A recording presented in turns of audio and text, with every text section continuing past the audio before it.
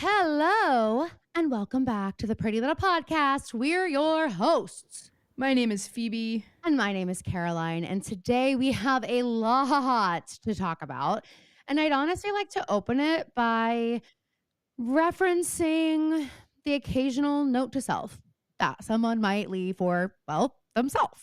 Have you ever left a note to yourself, Phoebe? Maybe, she says with a knowing smile because she knows that I'm about to put on blast. Okay, this is so cute, you guys. This is a childhood Phoebe thing, but it's also like a look how fucking cute our parents are moment. So just get seated for it. Mom said, like, where dad is king of like zero clutter.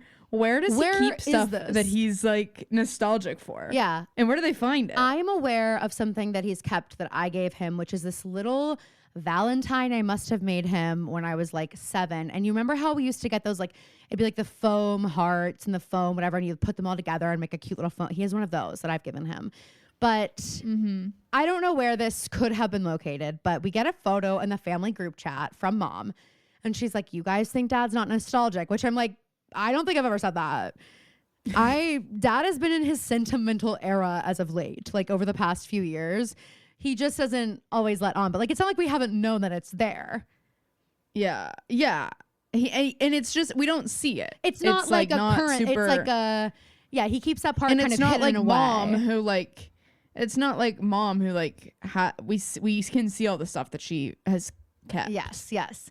So Dad has kept this note to self that Phoebe wrote, and it's on this notepad that's titled Phoebe's Detective Agency.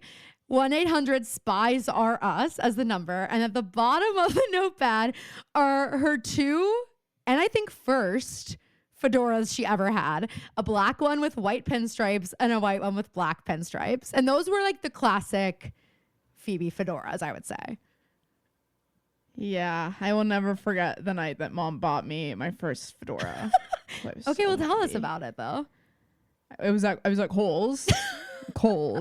If you're wondering where to buy your first fedora, I don't even know why I wanted the hat. I don't, and this is not me. This isn't me being like I'm always so ahead of the trend. Oh my God, she's about to say that. I can tell.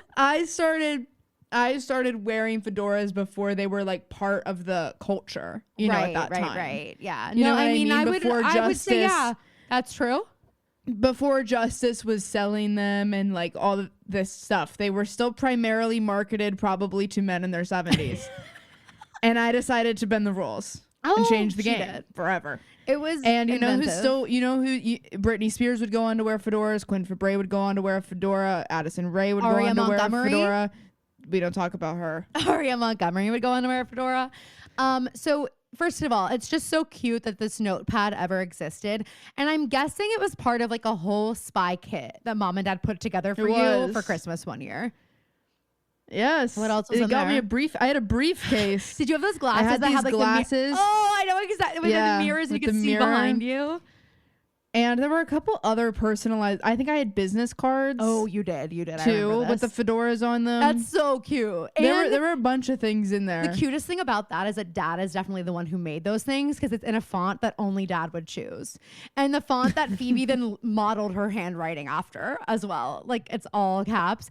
So anyway, it's formative. Phoebe wrote on there, note to self: there are bad guys in Texas. I need to help Texas. Texas is spelled incorrectly both times, but differently both times. And yes, they are stacked on top of each other. Wait, I think they're spelled the same. No, they're not. Believe me. Are you sure? Yeah, I'm 100% positive, and I'm about to be proven right. Well, I wrote it. Caroline's like, believe me. No, believe me. Go look, Phoebe. You're about to sound so dumb. You might be right. Well, I am. I'm not gonna sound so dumb. Okay, well, you might think that. I see it differently. Oh yeah, well, see, I was just trying something out on the first one. So you just do admit that I'm right? Yeah. Okay. Do you see how easy that is for some people? Ew, you're being annoying. Oh my God. I spelled it. I was just trying something out to see if I liked the way the XSES looked instead of just the X. Trying to see what looked more correct. Also, if you see under I need, It says, was I trying? It says I need help under I need to help. Are you looking at it? No, I'm not. I can't tell if I erased it because I started writing something wrong or if I was leaving myself a secret message to decode. I love that. I mean, guys, sorry, I don't know that Phoebe ever got there to help out, but I like. But you're kind of missing one of the most key parts of this whole thing. Is that I also wrote on a different piece of paper. Note to self: go to page 39. 39. Yes. Well, I had an Irish accent as a kid. 39.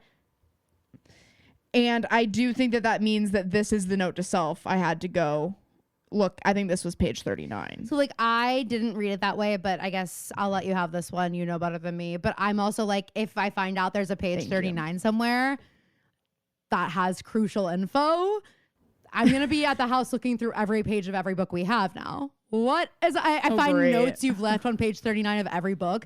It's just never been open. Oh my God. Anyway, I just think it was the funniest fucking thing. There are bad guys in Texas. I need to help Texas. Like, and then my immediate response to the family group chat was Kyle, Texas, PK. And my immediate response to that was your brain is rotted. Your brain is completely toast, in my opinion. It's only Bravo. It's only reality television. But I wouldn't really have it any other way. I really wouldn't. And I haven't even really been watching the season, but that has really just transcended a pretty boring season of Beverly Hills. Yes, that is true for sure. Well, I know you saw the monkey yesterday, and Phoebe and I had this moment where we realized I have no idea what the movie The Monkey is. Kelly asked me to see The Monkey this week, and I was like, I don't really want to see that, so like, can we go see something else? Okay, there are no good movies out. Let's not go see a movie, so we didn't. Me this whole time thinking that the Monkey movie is the biopic about who I still don't know what. Robbie Williams, who like insisted that a CGI monkey play him because people will have quote more compassion for a monkey doing cocaine than they would for a man. That's all I know about it. I was like, not my thing. Shocked it's yours, Kelly. Shocked you want to go be there. But it turns out it was actually the movie Phoebe saw yesterday, which does sound like something I'd really like. So Kelly and I will probably be seeing The Monkey on Tuesday, but why don't you, spoiler free, give us your thoughts? Good? I thought it was great. It was campy and kooky and also really unsettling. Okay. But I'm sold. I wasn't scared. Yeah, it was great. Phoebe saying campy and kooky. I'm like, I'm already in. Doesn't matter what you say next, I'm there. I enjoy things that have that tone, I feel like, about them. Yeah. Of just kind of like tongue in cheek, but also chic. Yeah. I don't know. I think that's how I described it on the phone yesterday. It was campy, but chic. Chic, yeah. Campy. Oh, it's a good description. Definitely sells it for me. I would go see it. Good. Okay. Yeah, it was good. Love that.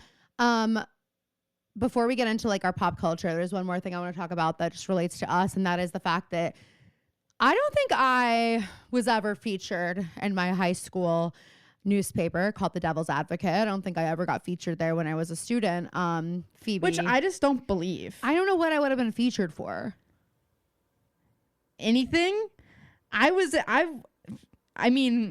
always featured. I was in it a lot. It's kind of funny. But I wasn't always well, like, they also used to like go, I don't know what it was like when you were in school, but like they used to go around at lunch and like ask. Well, I was people in choir and they'd at lunch. take your picture and then they take your picture and you get to be in it. No. I famously am quoted having said something about Taylor Swift. That Taylor was vindicated, but at the time it was pretty fresh and it looked pretty bad for her. Wait, what did you say about her? I said, I love Taylor, but this is good. I was like, I wish she would have just been honest or something. Wow. It was right when Kim leaked the video. Wow. And everybody was, even people that were fans of her were a little bit like, wow, we're never getting her on the pod. We are never getting credit for the Tree Pain biopic. She'd take one look at our Patreon and say, next. That's actually a great point. That's a great point. No, I don't think I was ever like actually featured. I was in choir during lunch, so I wasn't in the lunchroom getting my photo taken. No, I wasn't doing photo shoots during lunch, but we are being featured now. we are having a story written about us now. And when I get the call to like do the interview, I was like, they're like asking about you. And I was like, it's fun. Like one of the things that makes it so great is Phoebe and I just have such different personalities. Like I am really out there and Phoebe is a little bit more, I don't even know that I would call you like an introvert. You're just like a little bit more reserved. And I'm like saying this, and then I'm like, wait a minute. I'm sorry. Her legacy of Lebanon in high school is that she was student body president and homecoming queen her senior year. So what am I saying? No one's going to buy this. I can't wait for when we go and seek treatment eventually, and they ask who I was in high school. They're gonna say, "Did you hook in high? Did you hook in high school?" And I'm gonna say, "No, but guess what? No, but guess I what? did something actually more powerful, even better. While Caroline was writing the initials of every boy she kissed on our basement couch, I was out there making a difference in student government. Thank you for asking. She was a trailblazer, quite frankly. She was literally a percussion kid and homecoming queen, and got to perform the halftime show with her homecoming queen sash while everyone else looked, sorry about it, nerdy in their marching band uniforms. Okay, how epic is that though? I love those pictures of me. Mom loved it. She was Mom like, thought it I was so just cool. love this. It is so, she's just the coolest kid. And I was like, God, I'm never gonna win. Just kidding. I was so happy for you. And I took so many good pictures of you that night. And so I definitely did my part. I also got you dressed, but that's a story for another day. And I fully didn't care. I fully a winter coat. I thought it was like, I thought I lost the race before I was even in it. But I also, okay, now that I own that overcoat that I have now, that's the coat I was you were about envisioning. To say, now that I own the title homecoming queen, the sash and the tiara. I don't know what you were gonna say after that. That was the coat though that I was envisioning. A coat like you a also nice didn't coat. have at that time, but yeah, I get it. I know, but that's what I if we were gonna buy something, I was like, well, that's kind of my vision. Because also I had looked at pictures of other people, like other homecoming courts that were in like the AO before and like, you. Right, I could feel it in my bones. Yeah. I mean, I'll never forget being at lunch at Totopo with Mom when I was like home from school. Or no, I guess I had just graduated or something. I was home, but I was like around that time, and I'm having lunch with Mom at Totopo, and Mom gets a call. She's like, "Oh, what?" And we couldn't tell anybody, but we were both aware that you won like a week before you did. And so trying to get Phoebe to be interested in what she looked like that night was such a major challenge. And I couldn't just be like, can you just suck it the fuck up, Phoebe? You're homecoming queen. I need this. Let me live through you. She said no, but she did. She looked beautiful and she won and it was great. But we'll move on now. I do want to just give a quick. Yeah, Caroline's done. I'm done talking about your this. accolades. I'm just done with it. I want to give a moment for Michelle Trachtenberg on the pod. We lost her last week, and Phoebe and I talked about it a little bit in the Patreon, but just like the impact she had on pop culture, especially like for us as kids. And I think about, we talk all the time about if we were ever on Las Culturistas and they asked, what culture made you say a culture is for you? And like, I think there are different answers. There are different levels for answers we could give, but like, Gossip Girl is such a major one for me in the same way that Pretty Little Liars was for you, because I wasn't allowed to watch it. So I was also sneaking it and watching it. And I was like, that's really, if you want to start an obsession, just tell a kid they can't do something and it will guaranteed be their favorite thing. That's what I'm going to do with musical theater. I'm going to say you're not allowed to participate in musical theater, and then they're going to be like the next Billy Elliot. But anyway, I just think like Georgina Sparks and that character, not to mention Ice Princess, Harriet the Spy. There's so many things that I kind of didn't realize that she was so formative. It's just such a massive part of like our childhood and on Disney Channel and all those things. And it's just very sad. It's been moving to see all the Gossip Girl tributes for her. I saw Taylor Momsen's tribute last night, and I didn't realize it looked like they were like really close. I mean, it looked like she had recent FaceTime screenshots of Michelle, but I didn't realize Jenny Humphrey and Georgina never had a scene together. That's crazy. So it's even more like meaningful that they had this relationship. You know, everybody had good things to say about her, and I actually, not to make it about, I'm not making it about this, but something that I liked that Blake said in her statement was like, you take for granted being able to just check on an old friend, or like you are like, oh, I'll call them one day. I'll do this, because they're always going to be there. Right. And then especially at their age, like all of them are still, she's like 39. barely 40. it's so tragic. And I know she had a liver transplant not too long ago, so I'm not sure if the cause of death is unknown, but whether it was simply like her body rejecting the liver, I don't really care if it was like what it was. I think there are a lot of people who are like, we shouldn't be speculating about her struggles, but we know that she was struggling. The people in her life have said she had a really hard last few years. And so I think it's even more of a reason, like, if you think someone is struggling, you don't have to call them and be like, what's going on with you?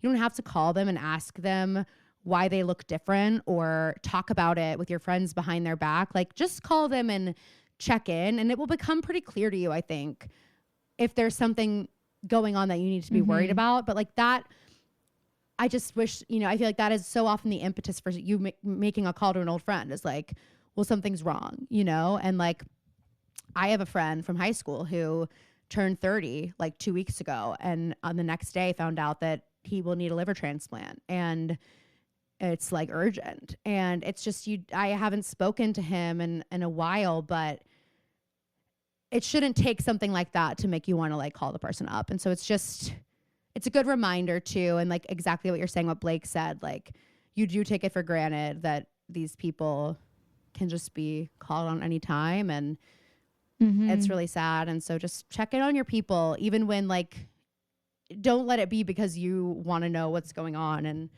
they're okay. Like just check in and say, how are you? Cause I feel like she was looking a lot different and people were commenting on that. And we've certainly talked about how like, are we commenting on people's body? Like we talk about Ariana Grande, the way people are commenting on bodies, and it's like a very fine line. A very fine line of like when there's reason to be concerned, and then what's your business, and like it's really sad. I feel like this, and I mean honestly, it's similar with Liam Payne. I feel like people were saying things about his struggles, and it like, but these two deaths I feel like are also very. It's a lot of they were very formative in a lot of people's childhood, which is like, sure. I think it can kind of be surprising how those kinds of things rattle you and affect you. It's so true. I mean, I feel like everybody can kind of remember the first like famous person who passed that you were like, wow, like it sort of does emphasize that parasocial relationship, but it doesn't even have to be that. It can just be how much they meant to you. And like, well, it's also like they're making art, like they're these, or it's, and a lot of the time with celebrities, like they are doing things that might lead to something parasocial, but also like you're connecting with something that they're doing. They want you and if that touched you, then like mourning the loss of someone isn't I don't think entirely parasocial. Sorry, I didn't mean to say there's a line, but I just mean sometimes we can get in our heads where like, I know there have been times when a famous person has passed and I've been like, why am I like so like, Caroline, you didn't know this person, you know what I mean? And you make a good point. It is like this connection with their art paired with this idea that they're like this invincible like it's just like you just don't think it's gonna happen. I mean, especially actors and musicians, I think that there's like a sense of immortality because what they're making is gonna exist forever. Outlast like them. with Corey Monteith, right? Like he was the first celebrity that I remember being like wrecked over passing away, and like I think that it's the fact that we have Finn Hudson, like for like we have him immortalized. He's gonna live even though he dies in the show, like, but he that will live forever and be a reminder of him, which is why. I don't know what I'm trying to say. No, but I get what you're saying, and it's true, and it's just this idea that like it's just this permanence kind of thing, especially if they're like actively struggling. Like for me, it was Mac Miller was like, and I remember I was like supposed to go to a party and I was just like, I just feel this heaviness, like it's just so sad, and it's the finality of it, and also this, especially with his death, just everything that was happening around it with Ariana and Pete, and him getting into his accident, and like we knew he was struggling with addiction what he's talking about, especially when when they release like older stuff like balloonerism and faces and these things that he was writing when he was really like in the throes of his struggles. It's like, and I'm not putting this on anybody in his life at all, but like no, because it's nobody's. It's just It's nobody's responsibility. But it is like, when you listen to it, you're like, it was all there. Like, he was saying it. And one of my favorite songs is 2009. And he's got that line in there. It's like, sometimes I wish I took a different route. Instead of fighting demons, that's as big as my house. And like all these little things where it's just like, you can hear it. And like, he has one line where he's like, I don't want to join the 27 Club. And all these things where it's like predicting. And there's just something when you listen to that and you're aware this person's going through it, for some reason you just don't think. There's like a helplessness. There is, but you just kind of also are like, it's also like, we're all aware of it, you know, and we're all like, you just hope that someone would have the help they would need. And again, and that's the problem, is it's no one else's responsibility. You cannot make somebody want to get better. You know, they have to want it on their own. And so I was so dangerous with the way that people were like putting that blame on Ariana. It was just so sickening and disgusting. Like, anyway, sorry to start on a dark opening, but I did just want to give Michelle Trachtenberg a moment because obviously we're going to be covering Gossip Girl in the future. I'm really excited to do so. But yeah, she's a massive part of pop culture. She's just such a talent. It this week. So yeah, go watch Ice Princess. All right. I want to get into Bravo. Let's talk about Southern Charm. I have a couple things that I really need to get into with this. The first is Vanita and JT. What is happening here? What did you think of him coming to the Bahamas and their whole interaction? You watched, right? Yeah. Okay. Oof. It gives me the heebie-jeebies, not to be mean. He gives but me like the it literally sorry. Like, and I'm like, Vanita, you're giving me the heebie-jeebies the way you're into him. I know. Like, I am so, and also like, you know, when you like have a crush on someone in your friend group or something, and then you're like all hanging out and everybody's kind of annoyed with the person that you have a crush on. How do you not get the should ick? give you the ick. How do you not? That's like what I you're will like, say, maybe I don't actually like I this did like person, feel you know? bad for JT and them. Everyone was, I mean, I'm sorry, Austin took it a little bit especially because we know the far. truth. Well, yes. What did Austin say? Austin literally just goes off. I mean, at this point, Craig's left the table. I think Shep's left the table. Everyone's coming at JT. And Austin starts going in on him. And he looks at him and goes, you are nothing but a piece of shit on my shoe. And he's just like, I mean, saying things that I'm just like, that's like, it's just like dehumanizing. A little much. I really did feel bad. And also like for JT in that moment, even though Austin, I have the ick for what him. is JT? I know that JT was terrible to you last season, but like, you're not really the person at the table that really has an issue with JT. No, and frankly, like, so why are like, I don't really know who should have I guess if I'm there, I think Vanita and Sally should have the biggest issue.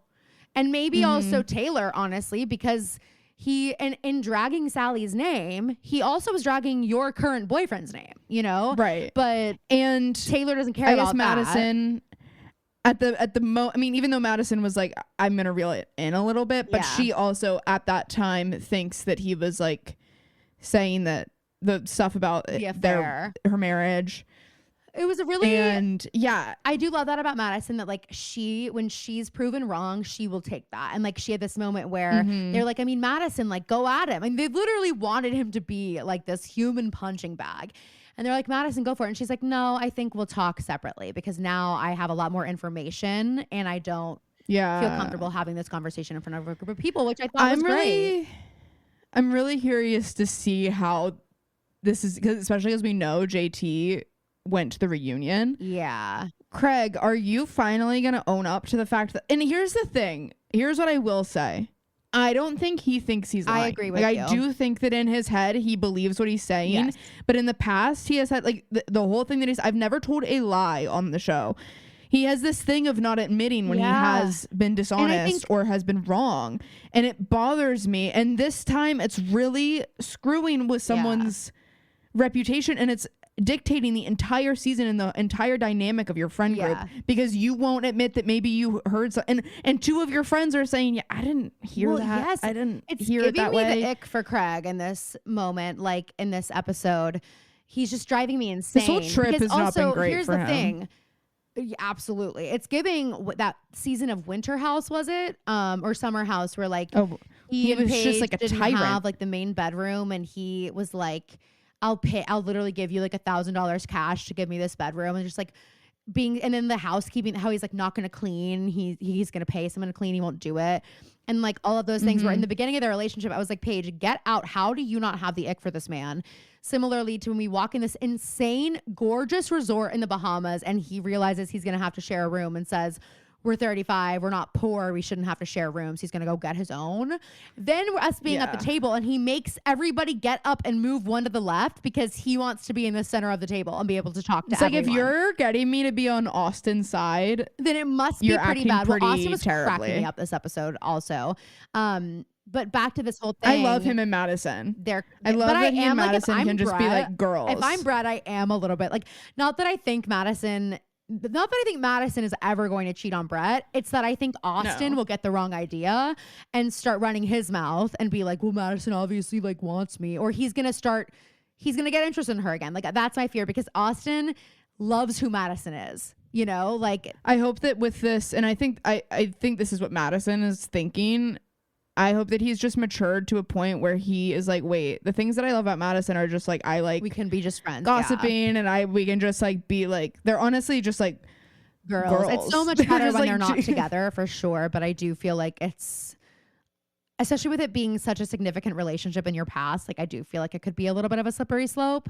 But Craig, I also think, doesn't realize that just like, in his mind, if he misremembers something or like exaggerates, like that isn't a lie. He's like, you know what I mean? Like but it can be. It can still be a lie the more you push this. And like the fact of the matter is, we rolled the tape. It wouldn't be. JT did not call Miss Patricia a bitch. It wouldn't be a lie if the first time you said all of this and Shep was like, wait, I didn't hear that. Yes. I didn't. That's not what I heard. He was like, oh, fuck, like I should fix this. Then it's not really a lie. But now you're like indignant. Yes.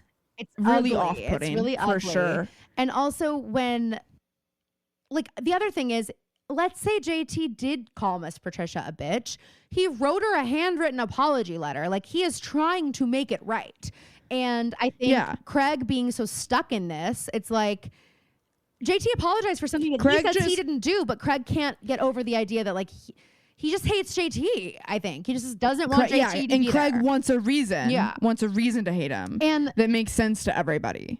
So then Vanita going on the bus, whatever. What do you think of? So obviously, I think like a few weeks ago, we see the scene where Vanita has JT over. She makes the branzino, and they have the conversation where he talks about his girlfriend. And now we're getting this Bahamas thing where Vanita's acting very much like she's the girlfriend, like there's something going on.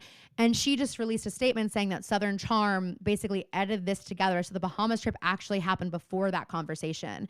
They just aired it prior to Bahamas. And she's like, I'm not comfortable being made to look like a homewrecker when I am not. Like, I would not have acted the way I did on that trip if I was aware there was a girlfriend. But then a lot of people also say that's major. She just put that on her Instagram story. But a lot of people are also saying that, well, JT was posting with this girl and this girl was posting with him, and it was like clear that he was in a relationship. So there is a little piece of that as well where they're like, I mean, we all knew JT was in a relationship. How did you not know? I think is how some people feel. So I don't know. I mean, I'm sure, but Vanita doesn't usually come out and be like, I don't like the editing. Like, she doesn't really do that. Yeah, so for her that's not her vibe. This, what did you think about the rumor about the producer? What rumor? Well, okay, there's a couple things. One, there's this producer on a couple of the Bravo shows that has been known to like ruin the show, basically. Oh my God. Like, when they're on it, like they don't go in the direction that the audience tends to resonate the most with, and that's what people's theory is what's happening here with the JT, like all this stuff. The girlfriend apparently is, this is crazy if this is true. Oh my God. So I have no evidence of this, but other than word of mouth on people that talk about Bravo. Apparently some of the people in the cast have a restraining order against her. And she's like tried to get on the show. No, against JT's girlfriend. What? And JT knows that. And she's been trying to get on the show. And the producer is like into that. Like Wood is trying to help that along, I think. And the cast found out about it. And guys, what if I am completely making all this up? What if you are? Okay, Craig. Okay, Phoebe and her Craig Conover era.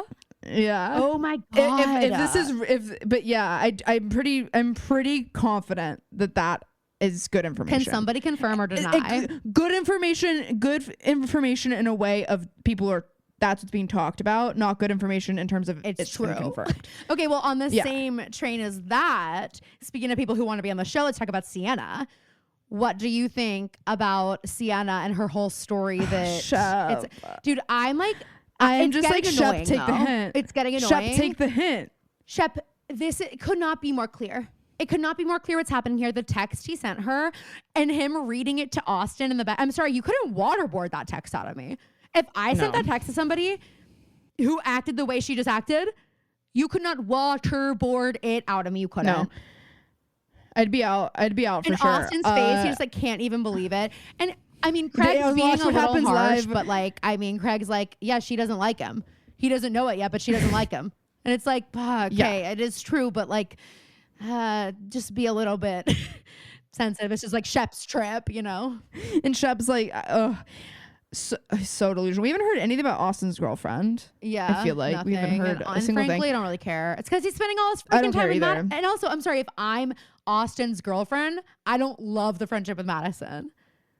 Yeah, that's fair. That's fair. One thing about Madison I want to say, when she had her phone call with Brett where she was like doing her makeup, Brett was so much more talkative and lively and like funny than I've ever seen him be on screen. I think he's just not into being filmed. Shy. And like because I keep being like, does he like her? Like the way they are on film was very strange. Oh my God, their gender reveal video.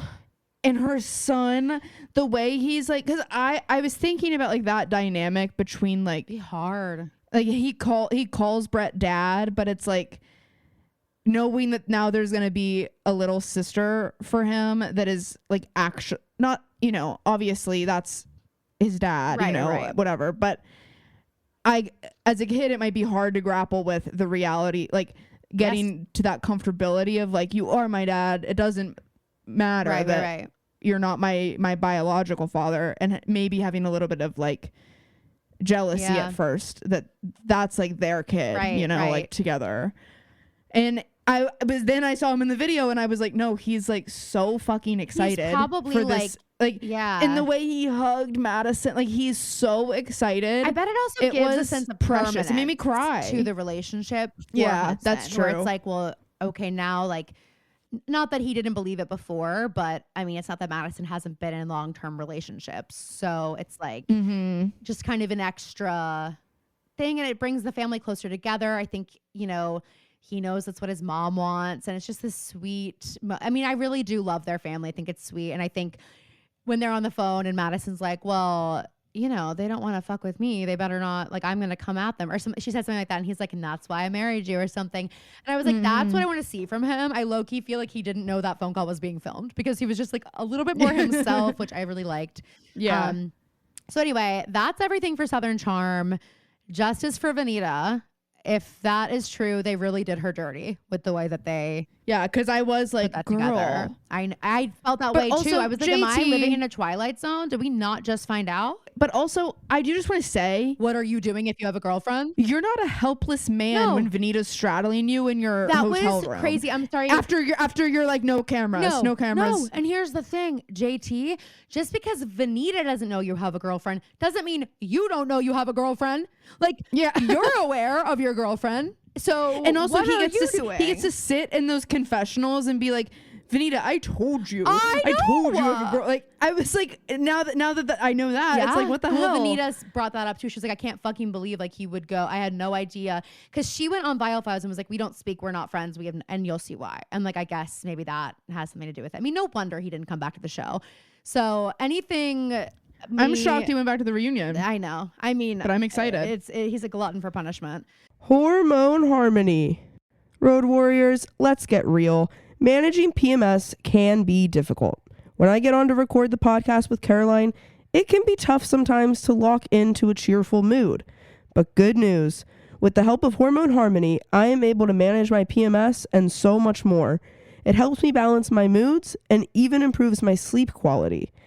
Hormone Harmony is dedicated to making women's lives better. One of the ways they achieve this is through science-backed herbal extracts called adaptogens. These help your body adapt to stressors. Hormone Harmony is third-party tested, non-GMO, and gluten and dairy-free. It's no wonder to me a new bottle of Hormone Harmony is sold every 24 seconds. If you can even believe it, for a limited time, you can get 15% off your entire first order at happymammoth.com. Just use the code PrettyLittlePodcast at checkout. That's happymammoth.com and use the code PrettyLittlePodcast for 15% off today. All right, let's discuss Summer House now. The downfall of Jesse Solomon. Jesse, what are we doing here, my dude? You cannot come into the house and meet this girl, Lexi, who frankly seems like the sweetest little cherub on planet Earth. Like, she just seems, I haven't seen her be nasty, a crazy roster. Mean. Insane roster. Love how I didn't know that. It really about goes her. to show just how toxic masculinity like can get you anywhere. Like Jesse Solomon not being at all intimidated by the fact that her dating history is literally like Brooklyn Beckham and he's gonna act like this. Like, Jesse, come on. And Cindy Crawford's son. If you decided to be out of here, she would be completely fine. She probably wouldn't lose sleep for one night. Wouldn't shed a tear. That cements Kaya. Not that Kaya Gerber needed more, but the fact that Paige DeSorbo described who Lexi dated as Kaya Gerber's brother, not Cindy Crawford's son, is like, Kaya, you made it. You're here. Paige DeSorbo knows you, so you made it, girl. You made it, Kaya Gerber. No, but I just mean like she's like in the fashion space. I feel like it would. I don't know. I might have if Kaya Gerber weren't Here's successful the in her own right. You would say Cindy Crawford's son. Yeah. Do you think Kaya Gerber knows who Paige DeSorbo is? Of course. Of course. Well, that's nice of you. Phoebe here in this moment Everyone is like, knows. I think Paige listens, so of course I'm going to say of course. Anyway, Paige, I hope you don't listen. We've actually not been super nice to you the last couple weeks. I mean, look, I said this to Amber the other day. I was like, it's tough love. I'm always going to be Team Paige. Like, there's not a world where I walk out of this and I love Craig more than Paige. I honestly don't really care that much about Craig. I didn't care about him before he dated Craig. I'm not going to care that much afterwards. I only really liked him when he started dating Paige. Yes, but we also have this tie. So, like, you know, will I go to his bar in Charleston? Yeah, because and we know he also, like, to Craig's credit, and I'm sure they all do, but, like, he does a lot of charity. He does a lot of good stuff like in Charleston. We might have talked about it, but he literally like bought, like our aunt teaches at a school in Charleston, and he bought like nice ass sewing machines and iPads for all of her students. Like that happened like a few years ago. So he is. She just like emailed. She emailed in such a non-assuming way. Like wasn't really asking for anything. She was just like, we want to do a sewing thing. Like we'd love like some input or whatever. And he's like, let me do all this. It was like so cool. And you know, she had nothing but nice things to say about him. Like when by the way opened and I see all these comments on the Post and Courier, like 2 transplants, like opening up another like whatever bar. I'm like, but they do a lot of good for the city. Like it's true. And I mean, I know they probably are annoyed by the tourism, but like these shows are a bit, like my friend who's been invited to every Charleston trip we've done since I've been in college has never come. And now that she's watching the shows, she's like, okay, actually I do want to go. Yeah. I want to go. That's true. People want to go see these places. Right. And I don't know. Isn't a restaurant better than an apartment complex? It's not like they're knocking shit down. I know. Like I agree. And hey, if it can stay and pay the rent in that space and continue to make money for the city and for, you know, downtown, then like fine. Who cares? Because the thing is, it's very hard to keep a business running in Charleston and downtown Charleston. So if they can, like more power to them, you know?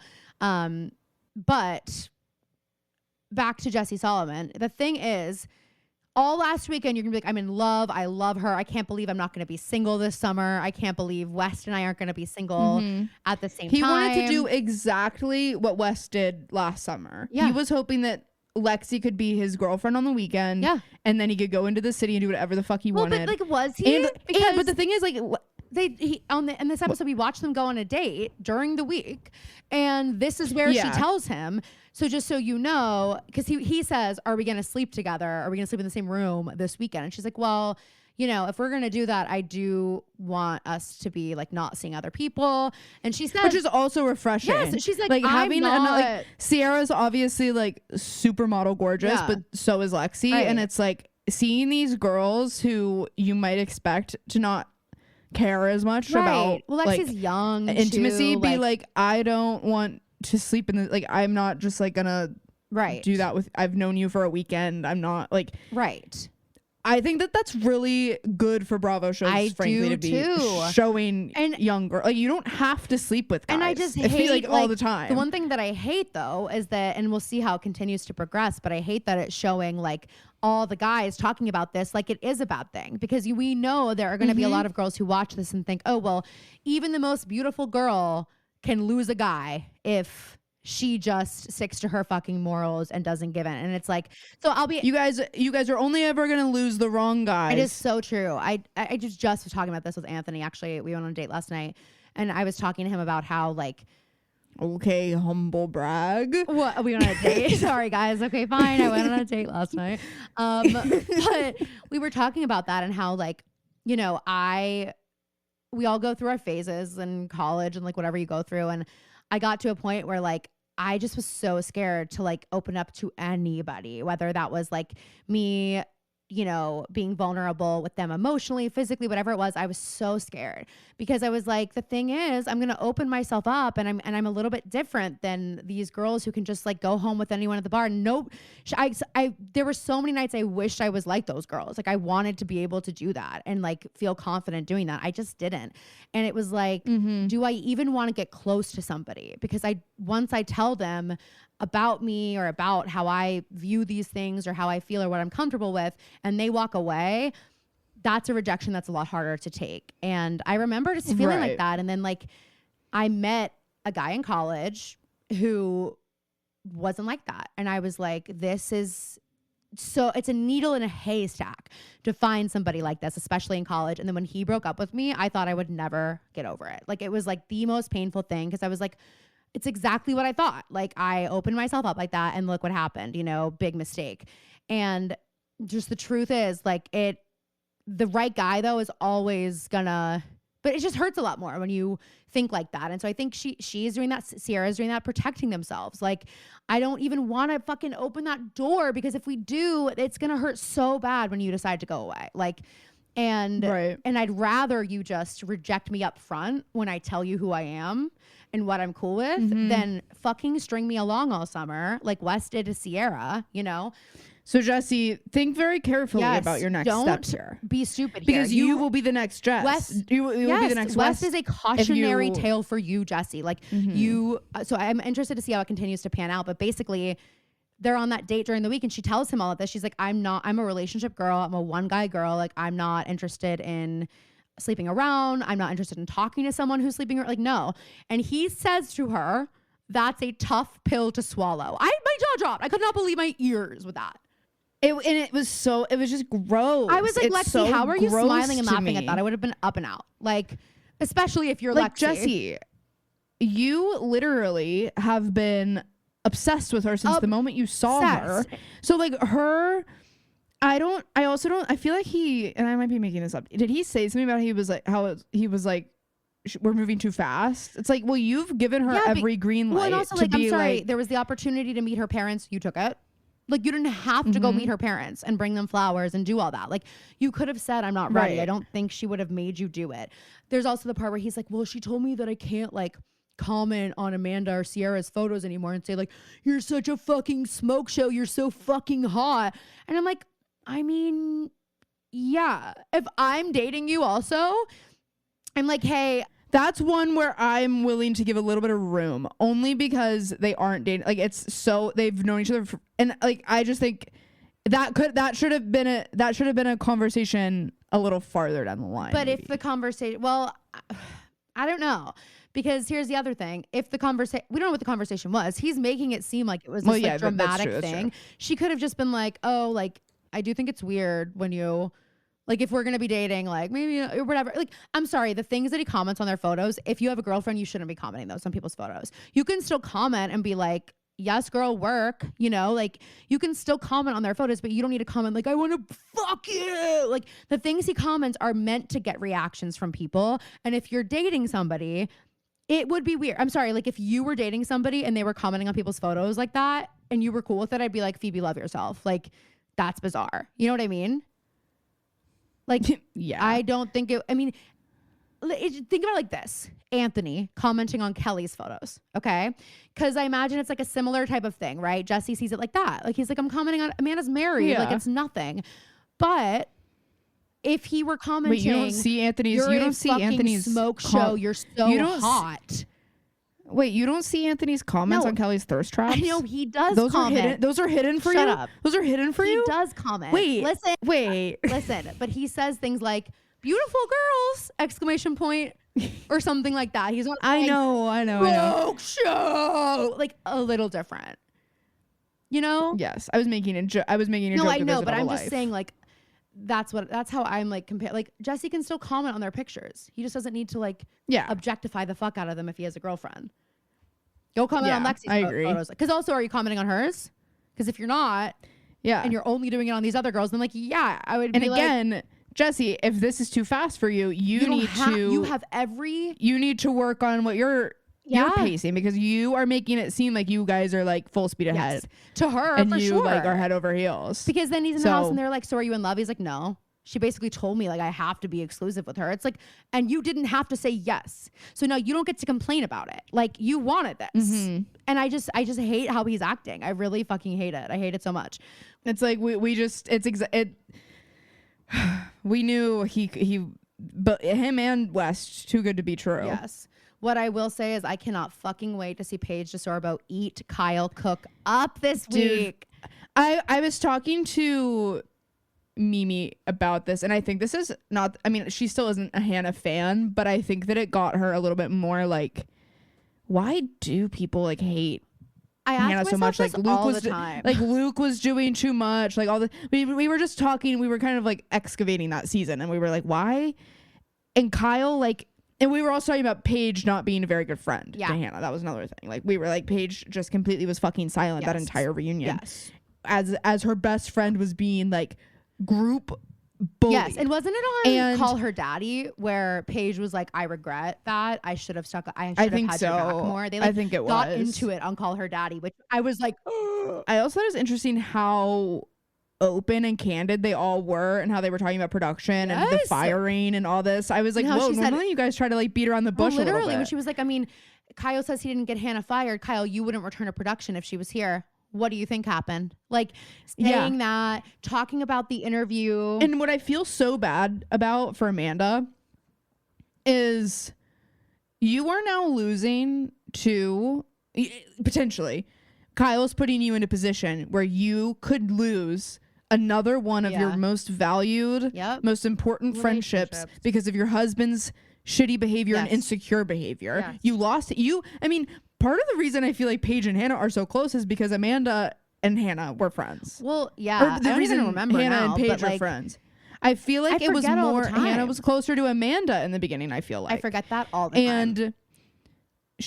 And also it's like, Kyle, also, I think Paige says in one of the clips, I feel like she's like, you don't get to talk to me like you're my dad or something. Did I just make that up?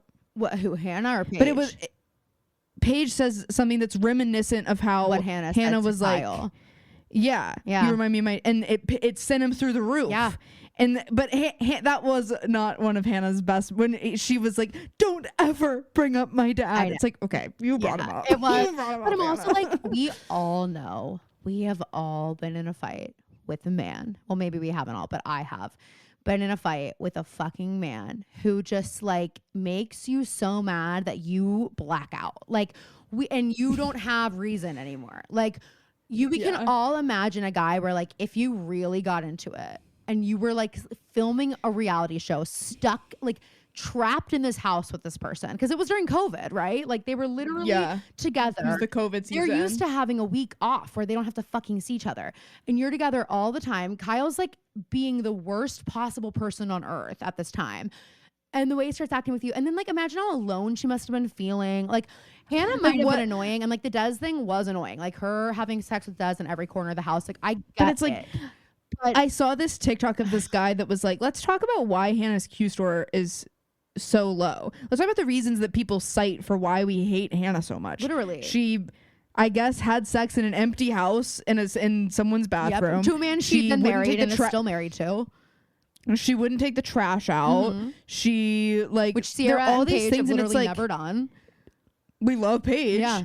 It's just like, I don't know. The hate for Hannah is so like full speed ahead. Yeah. It's just, it's always kind of creeped me out. Well, honestly, I'm like, why is everybody so obsessed with hating her? I do feel like a lot of it has to do with the way that she like her femininity and how she expresses it, because like you've got Paige and Sierra who are, you know, these dainty feminine girlies who at the time especially Paige hadn't found her voice yet, really. Like she wasn't gonna fight with Kyle the way she was gonna fight wasn't with activated. other people. She wasn't activated yet, and she was really worried about what other people were going to think about her, and those girls just were not going to raise their voice and fight for themselves or fight for other people or what they thought was right on television. They just weren't. I mean, look at how Sierra let Luke bring her into that house, and like that entire story, Right. and like, you know, didn't have her own back, and the number of times that Paige is even with Craig, like being this cool girl and not wanting to like stir the pot, and like Hannah just never had that. Hannah grew up in a sporting like community where she got fucking screamed at by men all the time, and she screamed back, and that was like she was encouraged to have these more masculine qualities because they made her better at her job at tennis. And it's like her fighting with Kyle, it makes her so bad, and then Luke fucking taking his shirt off and like pushing production over to go fight Kyle physically. That's fine. Like though. Hannah's the villain out of all of this. And like what the fuck? I think it's honestly just this like men do not like a woman who like is gonna come into their space and talk to them the way they would talk to somebody. And like at that but time, I'm so ready for I mean, I thought we were gonna get a little bit more this episode, but it is. It's long overdue. And it feels like it's gonna be last season's like I watch her cry moment. Yes, like I watch her cry tenfold. Oh, I mean, when we get that preview of her whipping back around. What did you just fucking say? I mean, I cannot wait. It's giving mom in her room when we're talking about her after she just quit a game of Scrabble. It is exactly giving that. I hear everything. I mean, I'm just excited because Paige has found her voice. Paige is just like so secure now. She's gone through so much growth, and she even says, she's like, I feel bad for Craig. I'm a different person than I was when we first started dating. I thought that was very self-aware, and I was like, wait, Craig, if she was communicating like this and yeah, I don't know. I'm still back and forth on it. I know. And the writing obviously is on the wall. Yeah. That's never going to change, but there have been times where I'm like, well, if Paige was reassuring him and like there, you know, I think all that. The reality is probably she did both. You know, she probably did Mm-hmm. communicate this. And then when, as he said, when she had a bad day in New York, it was like, I just want to live here with you and never have to, you know what I mean? And like he heard what he wanted to hear. That's Craig's thing. And like the problem is, do we hold Paige accountable for telling him what he wanted to hear, even in those moments? And then, you know, also saying these other things. I don't know. But the point is, I'm ready to see Paige, like evolved Paige, take on Kyle Cook. I think it's going to be great. Me too. I'm so stoked. I'm ready for it. And I'm excited to see, because this is supposed to be the summer where Kyle is reeling himself in. So I'm like, how is that going to affect how he reacts to Paige? I saw somebody write that the only reason Kyle wants to be a DJ is so he has a reason to be out at 3 a.m. and Amanda can't get mad. And I was like, and there it is. And there we have it. Because he's like, look, I'm not staying out all the time anymore. It's like, and it's just like what also pisses me off about that, as always, is like these two summers are supposed to be fun and being a DJ. He's put these two things where he's actually being a terrible husband and a mean man to his wife and to his friends. And now they're like part of his fun brand. Yep. And so he doesn't have to be accountable for those things because now they're like, it's a marketing tactic. It makes me, there's a lot of things about Kyle that sometimes I like, but then also things that make me sick. Well, I very much like Paige making that comment where, you know, I drank your fucking drink for 7 years. We don't realize that's free advertising. None of those people on Summer House are being paid to be walking ads for Loverboy.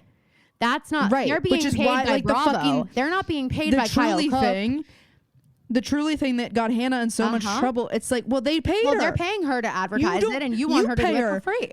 And it's an expectation. You know, it's not even like would you mind doing this? It's, you know, okay, I'm supplying the alcohol, but and as these people's net worths and star powers continue to rise, it becomes a more and more expensive commercial, you know, that he's still not having to pay for.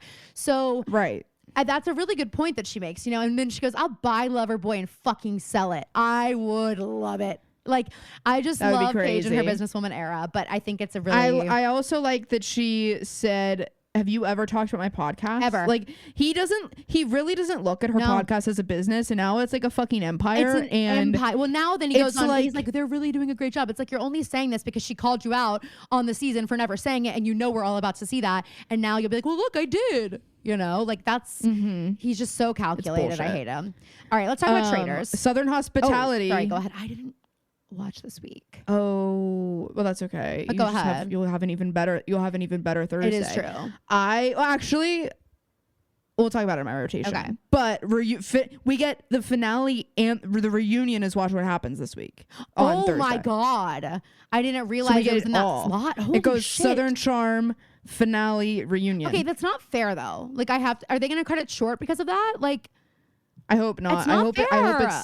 I hope it's the 9 to 11 slot. Me too. Give these or 8, whatever that would Southern be. Hospitality baddies a real reunion. Come on, they've earned it. They have fucking earned it. And fuck you. We'll talk about. I was about to say fuck you, Will, but we'll talk about it. Traitors also. I'll talk about in my rotation, but I can't believe we have to. I mean, I know at this point we don't have to wait that much longer, but I really thought we were going to get an answer. Me too. Gabby, the legend you are. And you know what? Maybe the best game player we've ever seen. It harkens back to her telling off Clayton and how like the whole season of The Bachelor, people were just not, and myself included, yourself included, not taking Gabby seriously.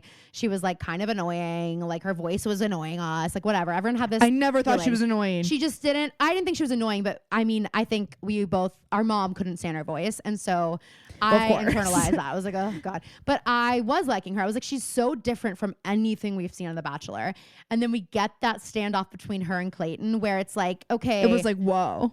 This way that she can just, she's like, you had to take away my agency and like, you know, you could have let me When leave. she said that, I was like, she's so much smarter than me. I mean, literally, I was like, holy, I would have say that. I would have felt the weight of it, but I probably wouldn't have been able to name it and identify it and actually articulate what he was doing. Like, and he probably didn't even realize that's really what he was doing. It's not because you wanted me to stay. It's because you wanted it to be on your terms. So now you decide you took the power away from me. And then when he goes, can I walk you out? She says, no. It's just, has anyone ever refused? Like, it's just so good. And I was like, and that's the Gabby that I really fell in love with. And here she is again at the round table in Scotland. It was so great when Danielle looks at her and goes, Gabby, I think you're really smart. And Gabby goes, I didn't say I was dumb, I didn't Danielle. say I wasn't. I'm not saying I'm dumb. I also like when Danielle's like, I voted for Rob twice. So did I. Me too. So did I. I mean, everything where she's like, and I also was up for, so was I. Like, I mean, everything. It was just like, Danielle, you have actually met your match. Danielle, you underestimated Gabby, and that was your fatal flaw. Yeah, she, but I don't know how we're not, something tells me we're not getting her out. Like, I just don't know how we're doing this. I certainly didn't see it coming that it was going to be between Ivor and Danielle. And by the way, Danielle, it's Ivor. Yeah. You can stop saying Iva. I love how he says Iva because he has a British accent. Okay? Jesus. She's not the only one though in the show that has done Gabby it. Like, does it for some too. reason they all just like hear, it's probably because they've never seen it like written down. So they hear Iva and they're like, I literally thought Gabby was like making fun of him when she was doing it. And then like maybe it's just caught I think that's just like, and also because Alan probably says Iva. Yeah, it's true. Like he's got, so like maybe they think that's just his name. They're like, they never have to see their names written down. They just flip a coin. Well, yes, they do on the round table. No, but they're all spelling it. Yeah, but then if other people are voting, then they've seen Ivor's name. Yeah, but whatever. I just mean like they're not having to see it written down in an official way. Yeah, okay. In the way, like it's all what they're hearing, but no one's writing Iva. No. Anyway, doesn't matter. Brittany being a traitor is fucking hysterical. The way that it's like the way that she suddenly something voted for Danielle. Something in her is activated, and the way that she's like running or doing laps around this castle. So funny. Brittany, do you know that Danielle hasn't worked this hard at being a traitor ever, even an iota? She keeps going, go do this. She keeps giving Brittany like tasks, and she's like, you're so grateful to me for even putting you here. Like, it's giving like JoJo Siwa picking up Tom Sandoval on the like. Brittany is like, just come with me. Literally, just come with me. Brittany's like, okay, I'll do all the handle damage control for everything you've done this season, Danielle. But she's so what a terrible time to game. be brought in as a traitor for Brittany. I am like, I feel bad for you, but on the other hand, I'm like, But she could be in such a position to win, because if they send Danielle home, and I really don't think any of them have they might suspect a recruitment, and they're probably going to know that there's another traitor, but I don't think they're going to think it's Brittany. Well, Brittany has been so faithful up until this point. I think she has the trust of everybody in the house. I think she's never really been voted on that much, like until recently, I guess her name's been thrown out, but like Brittany, I think, has the trust of everybody at that table. And so she's continuing to act the exact same way she was acting before. They're going to have no reason to believe. I mean, I guess we are getting the finale this week. So, because I am like, okay, come on, people. Like, this is crazy that we're not aware. And I truly do believe there is a chance that Brittany is going to walk away with the entire pot here. Because as long as she voted for Danielle, which I think she did, because I think she thought Dolores was doing it. She told us in her confessional. How Dolores crazy. Dolores, have you lost your freaking... But that is why it's so funny that Dolores was able to shape the vote that way. Vote, essentially. Well, because if she hadn't been throwing Ivor's name around, it probably would have been Gabby and Danielle. Danielle saw an opportunity there, with like, all right, let's not go for Gabby, because Gabby is a little bit too beloved for this to work right now. Like, it's a little too close. And Danielle does not like Gabby, and I can't, I don't, and I'll talk about it on my rotation, but she's so condescending and rude to Gabby. I don't like it. I don't like it at all. And in her confessionals. I feel the same way. I'm like, pisses me off. She does think Gabby is dumb. She 100% believes that Gabby is dumb. She continues to show us that. I do think that Brittany voted for Danielle, and I wonder at the reunion how Danielle is going to fucking imagine. Betrayal on betrayal. Imagine the reaction. I think I saw a tweet or something that was like, do it, Brittany. Do it on the full scale. Portray her on a full scale, not just reindeer games. I was watching, it was Brittany and Carolyn on some sort of like podcast or FaceTime or something I saw. And Brittany was like, Carolyn was like, I didn't realize, I knew there was like this beef between you guys, but I didn't realize it was like not, it was like on a smaller scale. And Brittany's like, yeah, we were doing it on a show that was narrated by elves. It wasn't serious. That makes me really believe that she and Danielle are not tight now. That Danielle, because here's the thing, I'm sorry, Danielle, you would do the exact same thing. Given the opportunity, you would do the exact same thing. You're a game player. If it had been Brittany and Ivor, you probably would have voted for Brittany. If it seemed like that was where the group was going to go. 100%. So I wouldn't fault either of them for it. No, it would be upsetting, but like, I mean, if Danielle were to do it, it would be like, you talk this big game about loving Brittany and like all this stuff, and like, I do believe you would just throw it away, which is what Brittany's probably going to do, and that's fine by me. And I believe that Brittany feels bad about it. I mean, we see her face. If she now votes Ivor, I'm going to be so annoyed, because I really want it. It's especially because her face is like, it's that helplessness of fuck. Yeah, she goes, I mean, her jaw, you just see the air leave her body. She's like, what? Anywho, crazy. I have to say, I watched SNL last night. I don't think Shane Gillis is funny at all, but I do think Tate McRae had an excellent first SNL performance. It's her second. Are you kidding? I thought it was her first. Yeah. She was on with Jason Momoa a couple years ago. She was great. She did her dancing for Dear God, I think, and then sang, I don't remember, but sports car, sorry, and then sang Dear God. It was great. She did great. I thought it was, I mean, I'm like, she's amazing. Giving she's her star power. Yeah, for sure. What did you think of Sabrina Carpenter's performance at the Brits? Because the Brits are not happy. I know. I saw that they weren't happy first. I didn't see the full. It was just like a clip of the beginning of the performance. And with you're that like, thing are they just mad because of the like flag and And then I was like, oh, it must be. Did she like fuck one of the guards on stage? I was like, what is gonna happen? And then like, I was like, this isn't that bad. I didn't think it was that bad at all. Here's my critique. Sabrina, do we have to do the entirety of Bedchem? Well, my critique is, why are you doing like isn't this like her first like big performance like that of Bedchem, like not on her tour? Like she hasn't been singing these places. Why would you choose opening the Brits to do this? And it's like, I'm sorry, I'm like, this is Sabrina Carpenter, whatever, but do I understand why some people are like, holy fuck? Yeah. It was a great performance. I much preferred it to her Grammys performance. Sorry, I'm a splendiferous slut, I guess. I like him like. Bleh. You didn't think it was what like, it is. It was like extremely sexual? Well, it was for sure, but I just didn't think it was like anything. It's not like nothing we've seen before. I think it is. I think it's much more sexual than what we've been seeing from her, at least at performances like this. Not just her. I mean, but like, bring back award shows that push the envelope. No, I'm with you, but you really can't see how people would be like. No, I absolutely understand outrage, and that would be expected. But what I'm saying is the thing that I saw was that the FCC in England, is that, I don't know. FCC. I just have heard that people are mad. Whatever people in America do the regulating of of broadcast television and everything to make sure everything complies with their standards, that in England, they had an issue with the performance apparently. And that's where I'm like, I understand like parent outrage, all this other stuff, but I didn't think it was like, if they had an issue with it, then that means that like typically things like that probably aren't shown as much. You know what I mean? Like on British television. Yeah. In which case it would be more shocking. I mean, think about the first time we saw Miley twerking on Robin Thicke. People were like, "What?" I guess that's what I mean.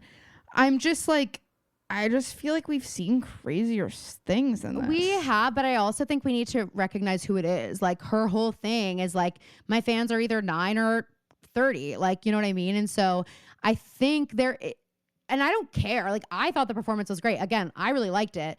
But if I'm looking at it through the lens of like a mother whose kid wants Sabrina Carpenter merch and like is watching that one is another level. Maybe it's just another example of like what Miley was doing, of like trying to make it very clear that I'm not necessarily the artist for your 9-year-old kid. But I can see where people are like, oh, like I thought, because the other thing is that show is bringing it into your living room in a way where like most people who are paying for tickets for Sabrina Carpenter know what they're getting into, or they're like, okay, well, this is her space, right? Whereas like when you're at a show like that and it's not just your show, it does become a little bit more like, you kind of do have to be a little bit more palatable for the masses, which maybe you don't have to be if you're pushing it. But I don't think Sabrina wants to lose out on her younger audience. She doesn't really act like someone who is wanting to let that go and move away from it. She looks like she wants to have both, which I think she can, but then she needs to also be prepared for this kind of criticism. It's going to keep happening. All her songs are incredibly sexual. I agree. One thing I will say about it is I think the Brits stage looks so much more interesting than the Grammys Totally stage. Not just her set, but I just mean like the Grammys need to try something new. They've done the same stage for the last like fucking decade. Can you just do something a little more interesting? Yeah. Like it.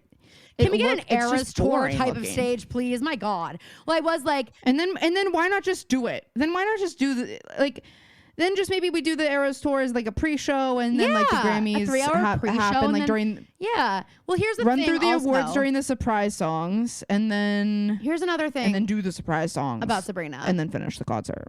Here's another thing about Sabrina. On that tour, she got comfortable performing for huge audiences on the Eras Tour stage, running up and down like the huge stretch, you know, not losing her breath, all those things. So it actually makes sense to me why I think her performance was a lot stronger on this stage than it was at the Grammys, because that is not her type of stage in the same way. You know what I mean? Like I think she really has a star power, and like on that stage at the Grammys, now that you're saying it like that, I feel like that's why she got lost. Like because I think it's also, it looks similar to the way that it's set up at SNL, where they talked about this a little bit on Lost Culture, where the musical artist is facing kind of away from the audience in a way, so it can be awkward for the person. Tate McRae was talking about that. She was like, it's hard to get used to at first. She was also like, I don't love that, like I can hear the sneakers squeaking like when we're doing. I don't really love that it's like kind of an empty space. Yeah. And I could see it feeling that way at the Grammys because the way that the stage is. And I understand, like, efficiency wise, being able to set up for the next performance on one end of the stage is nice. But can we just get a little more creative? I don't know. Yeah, it would be nice to have some sort of platform that protruded into the audience, honestly. I also think that Sabrina was on the boring side of the stage at the Grammys. She was at her audience wasn't the Taylor and the people dancing. But it was. The chapel. No, she was on the left side and Taylor was to the right of her. Well, Taylor still was dancing, up and dancing. We talked about that. No, I know, but Sabrina, her viewpoint was a more stuffy crowd. I think she used 2 stages because she had the 2 different sets. She had a little bit in the front. So at some point I feel like she was in front of Taylor. I feel like I have this picture in my head, but maybe I'm thinking of something else. But I'm not. Well, we do have a picture. You might be right. But we also have that picture of Taylor watching her accept the award too. That was right in front of Taylor. Anywho, my point is, no shade to Sabrina. I think this performance is much more, shows her off in a much better way. I like that she only did 2 songs. I know, well, I guess she only did 2 for the last one too, but this felt just a little bit more grounded. She seemed more confident, and that would make sense. You'd be more confident at the Brits than you would at the Grammys, and especially since she's doing this after she did the Grammys. But I definitely do see, especially if their regulations are a little bit stricter than they are here in America, then I could see especially, I just think it's, that's the most overtly sexual show I've seen from her that hasn't been on her tour. And so that's why I was just like, oh, and maybe she is doing what you're saying. Maybe she is trying to drive it home that she's not for kids. But I don't get that vibe from anything else she does. I was also wondering if part of the outrage was that's disrespectful to our culture. That's what I thought initially. And then I got to the next part. Their complaints are about it being, they're I had to have conversations with my kid that night that I didn't want to have. That's what some of the criticisms are saying from parents and stuff who watch the awards with their kids and they're holy fuck. And I guess it's also if you are opening the show, the tone hasn't been set for the night yet. So people are watching. Mm-hmm. No one's watching the last act. I wonder what that did to viewership. I wonder was there a drop? I think that's part of the reason Charlie was towards the end of the night. Yeah, I bet. And Grammys. That's what I think too. And I think you look at Sabrina, short and sweet, and if you're not someone who's super into the lyrics and stuff of her songs and you just are aware of her personality, then you might think it would you might not. She disguises it a little bit with her sweet persona, for someone who's not a real fan. Anyway, I thought it was great. I thought she did great. I would have loved to see something more like that at the Grammys, to be honest. Anywho, okay, so we're gonna, just so you guys know, we're recording right now on Sunday, but we are gonna do an Oscars segment tomorrow so that we can watch the Oscars and discuss it. So here's a marker for, we're gonna put that in right here. So this is us from the future about to talk. Or the past. Okay. Dropping in, it's us from the future and also from the past. I'm super duper confused. Where are we? Where are we in the freaking space-time continuum? The Oscars were last night. We recorded this episode yesterday morning, pre-Oscars. But as most award-winning journalists do, we will make time for the coverage. And so that's what we're doing now. So we are just going to give you a quick little rundown of our Oscars thoughts now. So, Fee, overall, I think the public knows, if you are following our Instagram, the spirits over here, not super high. Which sucks because I actually had a really great time watching it until the last 4 awards. I was pretty perturbed, to say the least.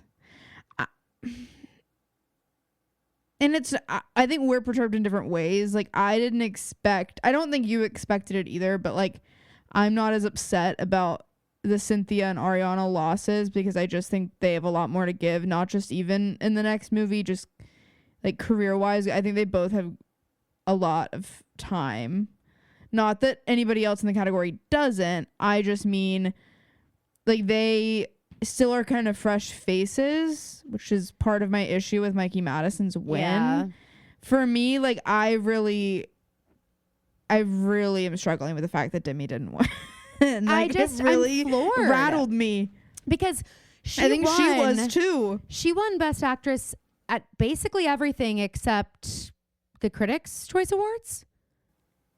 Am I getting that right? I don't remember. Did she get the BAFTA? I don't remember, but I think what's or did so she get tough, the SAG? What's so tough about it is like, it really set it up like she would be a no-brainer winning that award. And I think what sucks about that is if we were feeling like that, then she was feeling like that. And I also I just feel like there was a public consensus that it was a no-brainer that it was at a certain point. Yeah. Like it just, and I mean, what poetic justice is the wrong word, but what like the fact that Demi lost to a younger, it's just the plot of The Substance actress who, life imitates art. I mean, completely. I was like, I mean, imagine being Mikey Madison and being like, fuck, because I would sort of feel like that. Like, you know, and Demi was very gracious, of course, but like, then they're putting the camera on her. I was like, get that camera off of my rude. Girl, Demi. Like, are you kidding me? Because it was after the speech. It was literally like before, just in the time before we went to commercial, when typically they were showing the winners walking off stage with the announcers. Instead, they just had it on Demi. And I'm like, well, it seems like you have it on her because we all know what we thought was going to happen here. I just hope her I mean, did desk Substance is win piled anything? high. Makeup, I believe.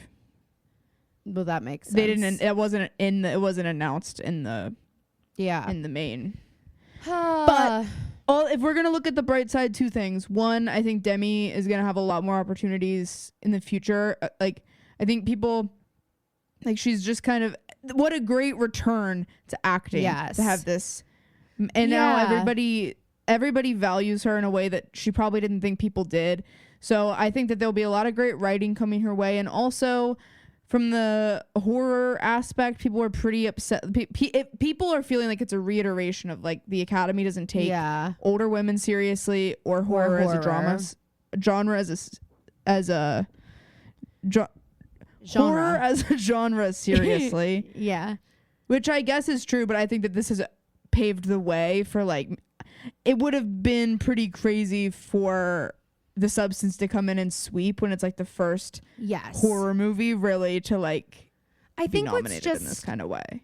Honestly, they did really, really good job in their campaign, I feel like, in their awards show campaign, which we should just be looking at. Everything everybody was doing up until last night was part of a campaign. So like, the truth is, The Substance was doing a really good job of reframing it as like this artistic film rather than like a horror flick. I stopped thinking of it that way. Thinking of it as a horror movie, yeah. Exactly. And so I think that's also part of the shame, is I'm like, in my mind, I wasn't even considering it as a horror movie anymore. And like, here's the deal. As thrilled as I am that Wicked won production design, like Wicked deserved that. I really do believe that. But I also thought that could have gone to Substance. And I think one of the really amazing things about The Substance for production design is, well, first of all, they used a soft drop as the LA skyline view, which one of the things that the director really wanted was for everything to feel real. Like, you should be able to reach out and touch everything. So none of that was done with CGI. Nothing. Whether it was the view outside the apartment, whether it was the billboard, whether it was Margaret Qualley coming out of Demi Moore's back, like whatever it was all real. It was all done. You could reach out and touch it and work with those things. And that is different and unique and exciting, especially for a movie of this sort. Like, you know, you expect it to be CGI. And I feel like there was a lot of room for misunderstanding when it comes to the movie, that like, it's just, there's such a different level of artistry as well with The Substance as a horror film, that like in this body horror and what the director was able to do, like, it's unlike something we've seen. It really is, for it to be this campy and gory and grotesque. I think that's something we said in the beginning, was like, we are really, and I think that every nomination this year, I mean, except Wicked, I feel like was very, and this isn't a knock on Wicked, but I just think that we as a movie-going society has missed really original ideas, and that's what The Substance felt like. Like, it felt like Yeah. completely unique and one of a kind. And I think Hollywood's missing that a little bit. I agree with that. I also think one thing about all of the nominees this year is I do feel like each of them really pushed film and cinema forward in their own respect. So like, although Wicked is obviously a story that has been told, to have it be told this way and get such like, I've said this about Wicked since I first saw it. They're showing us this is a great example of like of a film that is bringing something new to Wicked. So like, even though Wicked isn't new, what John Chu imagined here and what we were able to get with all these like, you know, overhead shots and just seeing the world in a way that we would never get to see it on stage, or little moments and little character moments, just being able to click in on something and magnify it and make it so much bigger because we have the time and the space and the budget to be doing this. So like that is something that I feel like really does make Wicked stand out as like this exceptional film. But I feel like every single film, whether it's a Nora, this independent film with a $9 million budget sweeping like that, or whether it's, you know, The Substance, a completely original and non-CGI horror film, you know, and also kind of giving one of the most famous actresses of our time a new respect. Like all these movies were really doing something. Obviously, Amelia Perez, not only it being a musical, but the story told. I did think it was interesting that nobody mentioned anything about trans people. Yeah. And I also, listen, I'm happy for Zoe. Yes. She's had an amazing career. However, to look at someone who is Mexican in the post-winning press and say that the way that they felt about the movie is wrong because that wasn't your intention.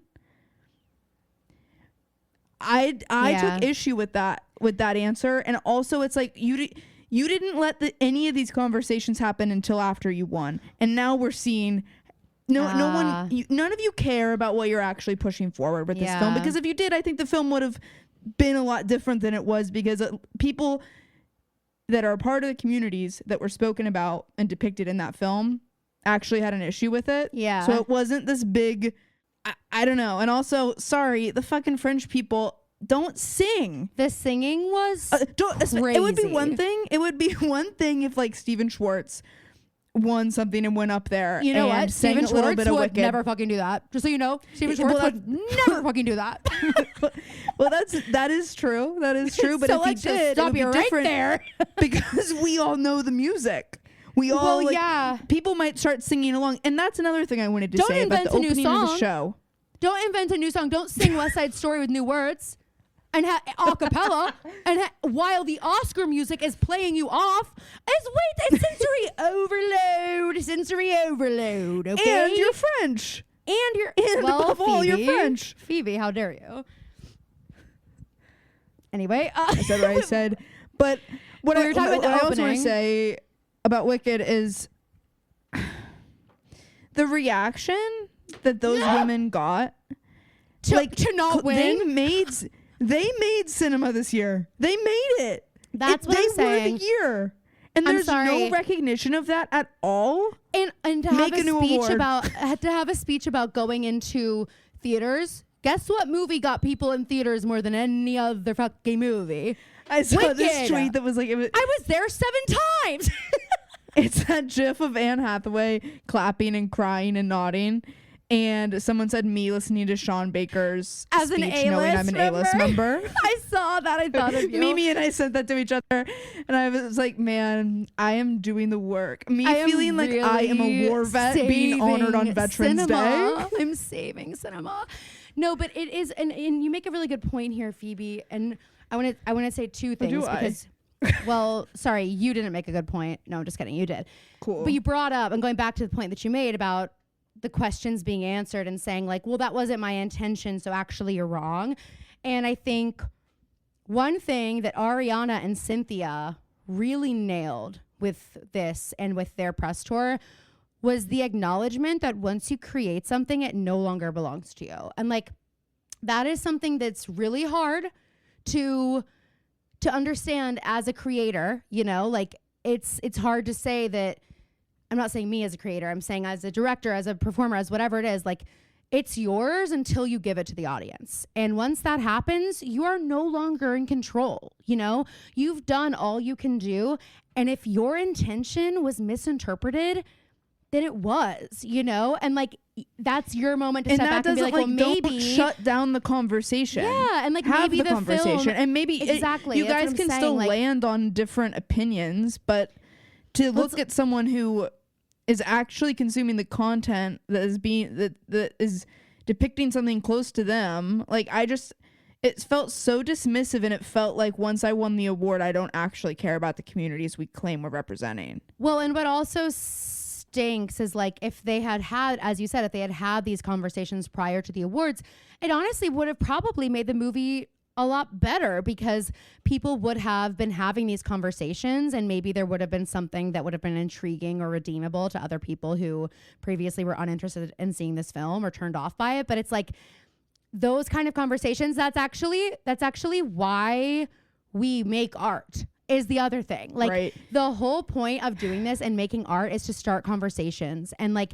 they might not be the conversations you intended, but you have to just look at it and be like, okay, well, this was mine and I put it out into the world, and now people are going to take it and turn it into whatever they want to.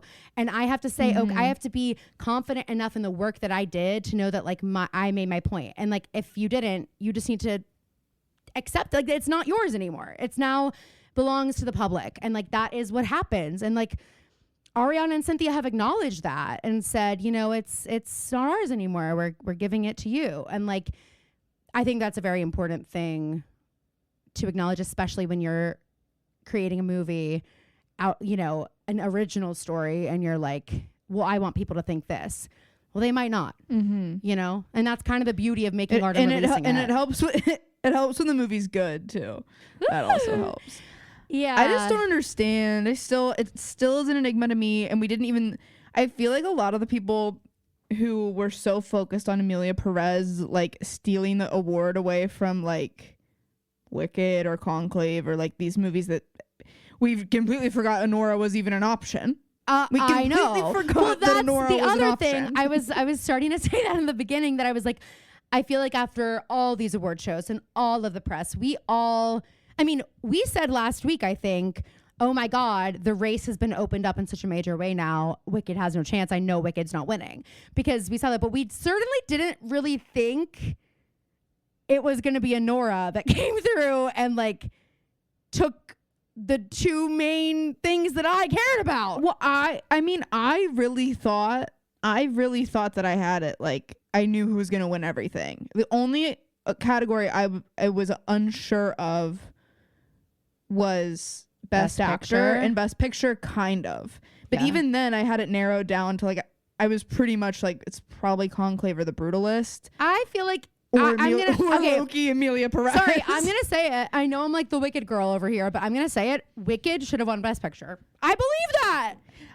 I do agree in terms of just because it was literally the Best Picture.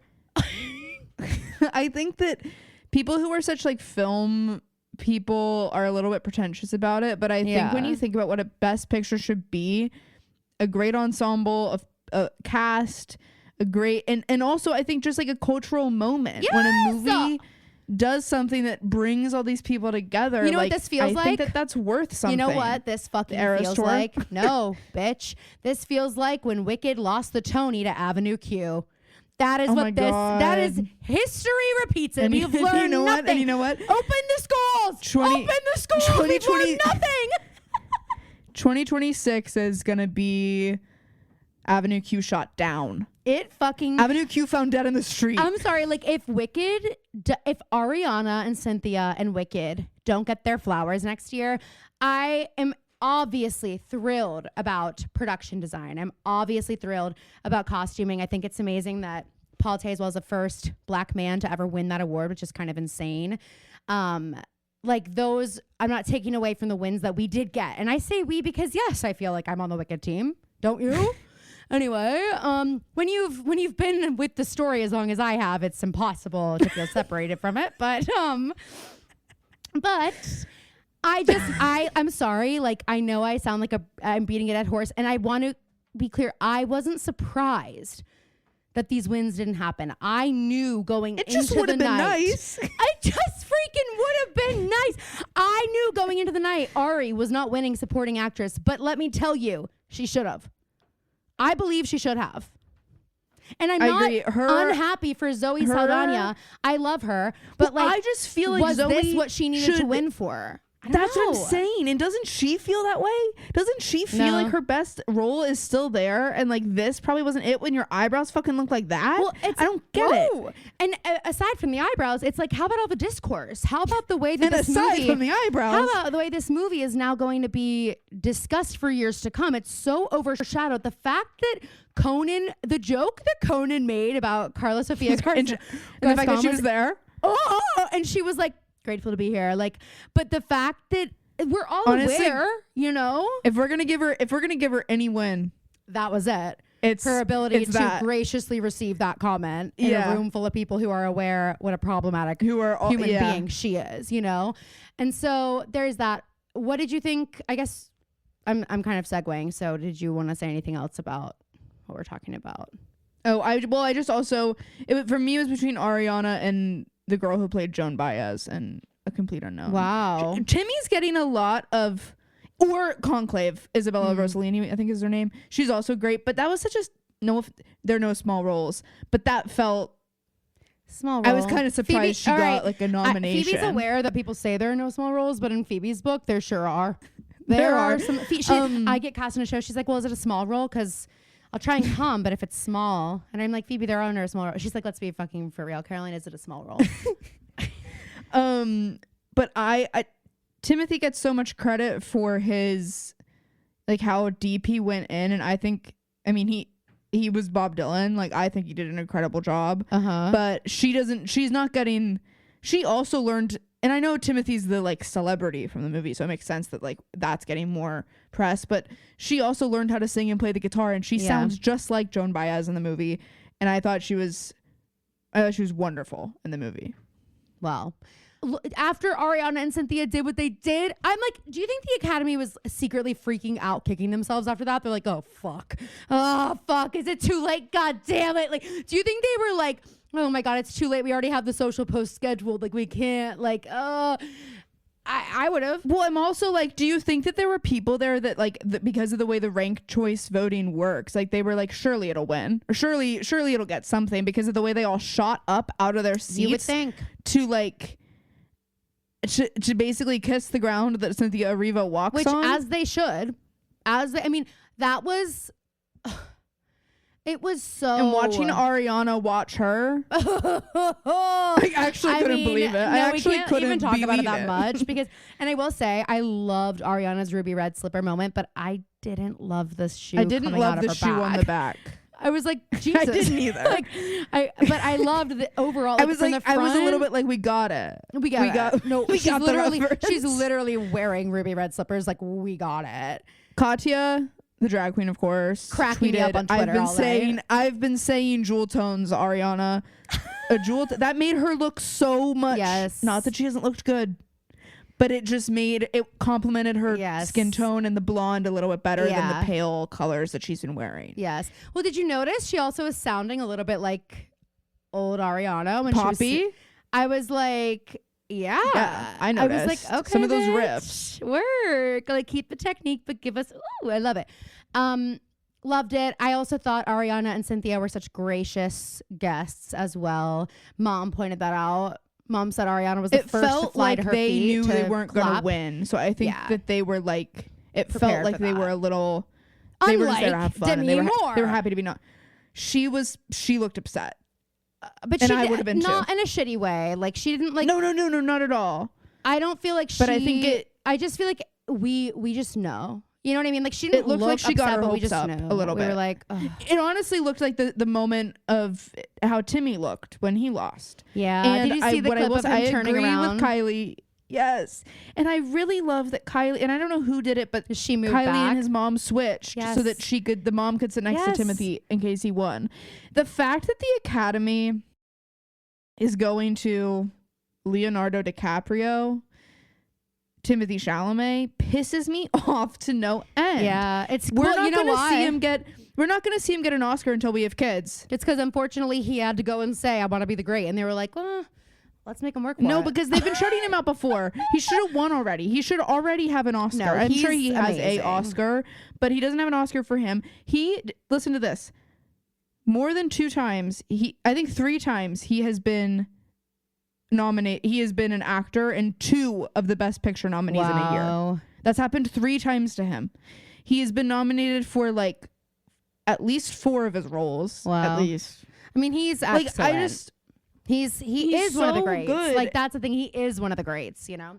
And let's talk about Adrian Brody.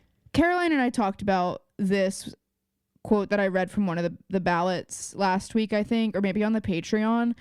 But sorry, if you think that someone already won an Oscar, give it a goog.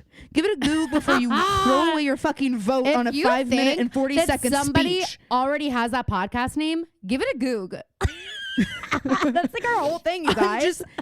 I'm literally like, Adrian Brody famously already has an Oscar. Yes. Like that's. Oh, and by the way, Rafe, if there was any confusion, he reminded us. he's been here before. He's He done this reminded before. us. I did not like that at all. I didn't like that at all, and it made me angry more so for Ray Fiennes because I'm like, we are not. He is young and sprightly. Clearly, we can see that from his poses on the red carpet.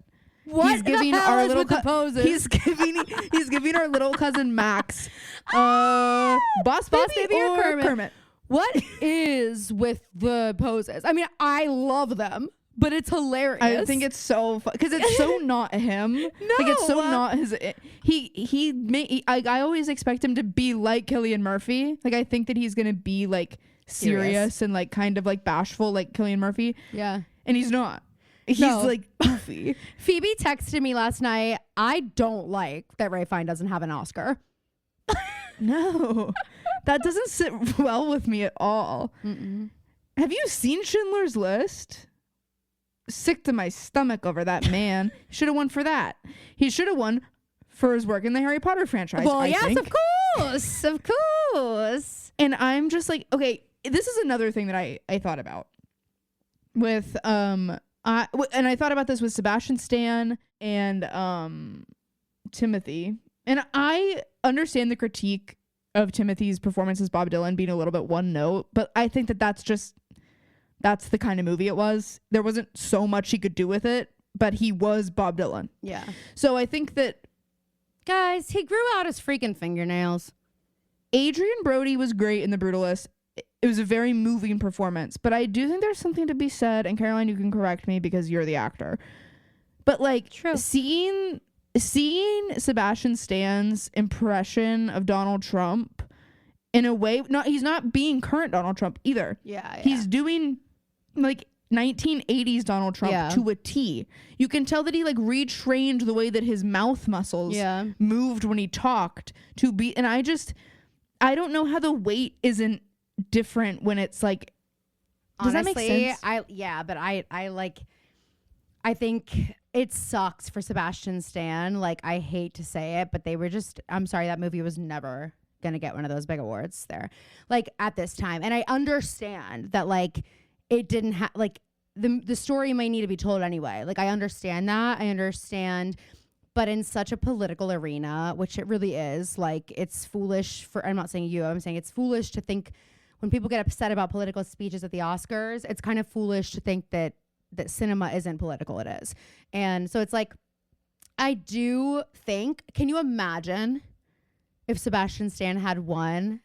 Like, that would have been epic. I didn't mean it from a sense of I think he should have won. I didn't see The Apprentice. I'm just saying, I understand what you're saying. I'm just saying that I think that unfortunately, because he's playing Donald Trump, that it was just that this year is just a really hard year for that. But any figure that someone is playing, like Timothy, or any role that is based on a real person, where you have to actually change. I think that there's almost something more impressive about that, because like Adrian Brody, sorry, you were incredible in it, but like you created that character. It's such a privilege to get to invent a character and create it rather than have it created because the marks are a higher. person, You have to like reach a higher bar. Well, because nobody can you need to fact check convince you. people that you are. Well, no. I mean, yes. For Timothy or for Sebastian Stan, there's a higher bar because we are all going to be comparing. Yes. Like what they actually sound like. And especially for Sebastian Stan, because I think a lot of people who feel passionately about Donald Trump one way or the other these days aren't familiar with him in the 80s. So like anything you see of Sebastian Stan, I feel like it's very easy for the knee-jerk reaction to be, that's not that good. Like, that's not what he's like, because that's not who the caricature of the person that he's become that we know. And we're so it's so oversaturated with that version of him that I just think like this year if they had done this movie 10 years from now, I think it would have been a different story. I don't know why they decided to release that movie this year. I just think it was a bad choice. I really don't get it at all. I know. I do think him getting a nomination was probably the best he could have hoped for. Yeah. What did you think about, and I know Jeremy Strong is like, he's like king of drama. Yes. But he looked a little bit annoyed with Kieran won. And no, that Kieran won. I think so. Over him because they were nominated against each other. I don't think he was. I think that. I hope not. I think he and Kieran have a silly little relationship, and I think he was playing into it a little bit, where it's like, you know, the Kendall Roy of it all. But I also think that in the beginning, when Conan called out, was it Conan who called out Jeremy Strong, or was it Downey Jr.? I don't remember, but one of them was like, I just need to say like, Jeremy Strong, and like kind of went on, and they're showing him, and he starts like he's trying to keep it together the whole time, like very stoic, and he starts tearing up, and he kind of like looks down. I think he is gonna like have that locked in face, because if he lets it go, I just think too much emotion. So I honestly, that was my take on it, is like, if he gives Kieran an inch with his reaction, then like it's all just gonna. And it's way too early in the night for that, you know? But they had a sweet little moment on the red carpet afterwards, like where they were hugging. If you haven't seen A Real Pain, you should go see it. It was wonderful. It was Jesse Eisenberg is such a I think he should have won Best Screenplay over Honora. You've seen The Social Network, maybe I'm right? Wrong. Yeah. You know, it's like Anthony's favorite movie ever. And we always quote together. We always quote, "I'm sorry, my Prada's at the cleaners." We love my Gucci something. I mean, you're my fuck you flip flops. My fuck you flip flops. We just love it. It's so good. This movie was so moving, and Kieran Culkin was exceptional in it. And I think it's so sweet that Emma Stone was such a big part in getting it produced, and like knowing that she and Kieran dated, and like all of the web of everything. It was a great movie. You should go see it if you haven't. It's on Hulu. Easy watch. I had one more thing to say. Oh, well, I didn't think anybody seemed excited really, other than Ben Stiller and Conan. Did you notice that in the announcers? Specifically Meg Ryan and Billy Crystal and Amy Poehler. Just like kind of monotone the whole time they were talking, and especially when they announced who won. I wonder if I'm sure they're told to do that, and I'm sure some people just don't. You know what I mean? It felt different than this year. You know what I mean? Like it didn't feel like it was an instruction. It just felt like everybody was kind of lackluster. Interesting. I don't know. I don't know if I noticed it, but I don't know that that doesn't mean that's not true. One thing I just really quickly want to just throw in that I thought this was one of the best dressed Oscars we've seen in a while. Yeah, it was great. I loved a lot of the fashion we saw. I think like it was giving the high class, highbrow energy that I believe the Oscars should give. And, you know, have fun at all these other things. Have fun at the Oscars, but like I just think it's the time for like high fashion, and like it's Hollywood's classiest, most elegant evening, and I think everyone really dressed as such, which I loved. You were talking about how Jesse Eisenberg you think he should have won Best Screenplay, right? Is that what you were saying? Yeah. I can't remember who else was nominated, so I could be wrong. This is a good segue, and I want to I know we have to wrap up, but I just want to say a few words because we both watched White Lotus last night.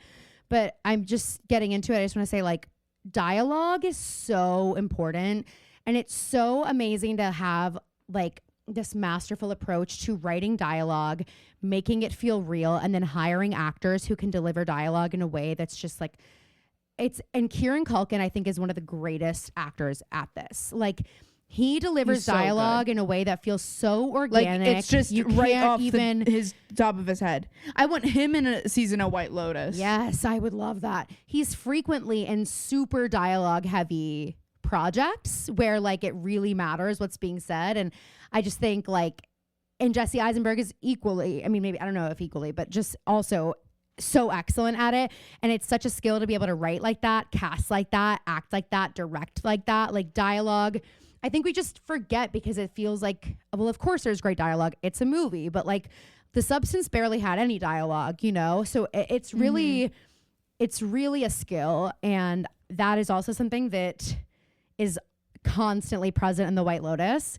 And I think last night's episode, that dinner scene between the three women where It was written so well. oh my And God. it's also, I mean, the chemistry in the like what needs to happen between the writing and the actors and the group of actors and the direction, like you need to be able to read what's written for you organically. What's written needs to be written well, and also it needs to play well with the three people. Yeah, you have to create also that dissonance, that feeling that we all know. Oh We've my all God. been at a Like, table where that has been the conversation. oh my God. And it's like, it was perfect. It well, was even like, even taking the political aspect of it out. yeah. We've all been at a table with your, like, as you grow older, you start realizing, wait, we're friends and we only see each other every so often. We really don't have that much in common anymore. And I don't really recognize myself in the life that you're leading. Right. Well, and I think it's also what's going to be interesting as we continue to see these women's friendship evolve. Like, what's her name? The independent Girl, I don't know any other names except for Jacqueline. By their states. Texas is the Republican. Texas, LA, New York. New York. Yes, that's how I've been referring to them. So I don't know. One of them is Laurie. I think Laurie right? is the New York. And I think Jacqueline Lemon is the LA. And she's the celebrity. Yeah, I can't remember Texas, but I'm just going to refer to them by their states too. It's good. But like, I think what's interesting is we've seen Texas talking shit on both women. She has no problem getting in the weeds. We've created the circle. And so we've completed the circle. And I think what she realizes is like she revealed this piece of herself. And what she did with this, I mean, the first episode, you think Laurie's about to have the worst trip of her life. And like, it's going to be this whole trip where she's angry at these two women. That's what it is. And what we're realizing now is Texas just gave them the key to push Laurie and Jacqueline close together so that now they're gonna find a bond and their friendship is gonna outlast it, even though How much of the conversation do you think Texas could hear from where she was? Or do you think she was just assuming she knew what they were talking about? There was a little bit of assumption as well, and I think that's a thread that we're gonna see weaved in here throughout the show, because Laurie in the beginning too, she couldn't really hear them. She was looking at them through glass, you know, which is why it was so painful, I feel like, for us as the viewer, because we were like, wait, at first it was like, is she just going to feel excluded the whole trip? It wasn't even about them talking about her, which they were. Right. And like, that's the feel. And so now it's just, it's this exploration of like what pushes people closer together and pushes them apart, and sort of how the friendship dynamics will continue. And like, it'll just be very interesting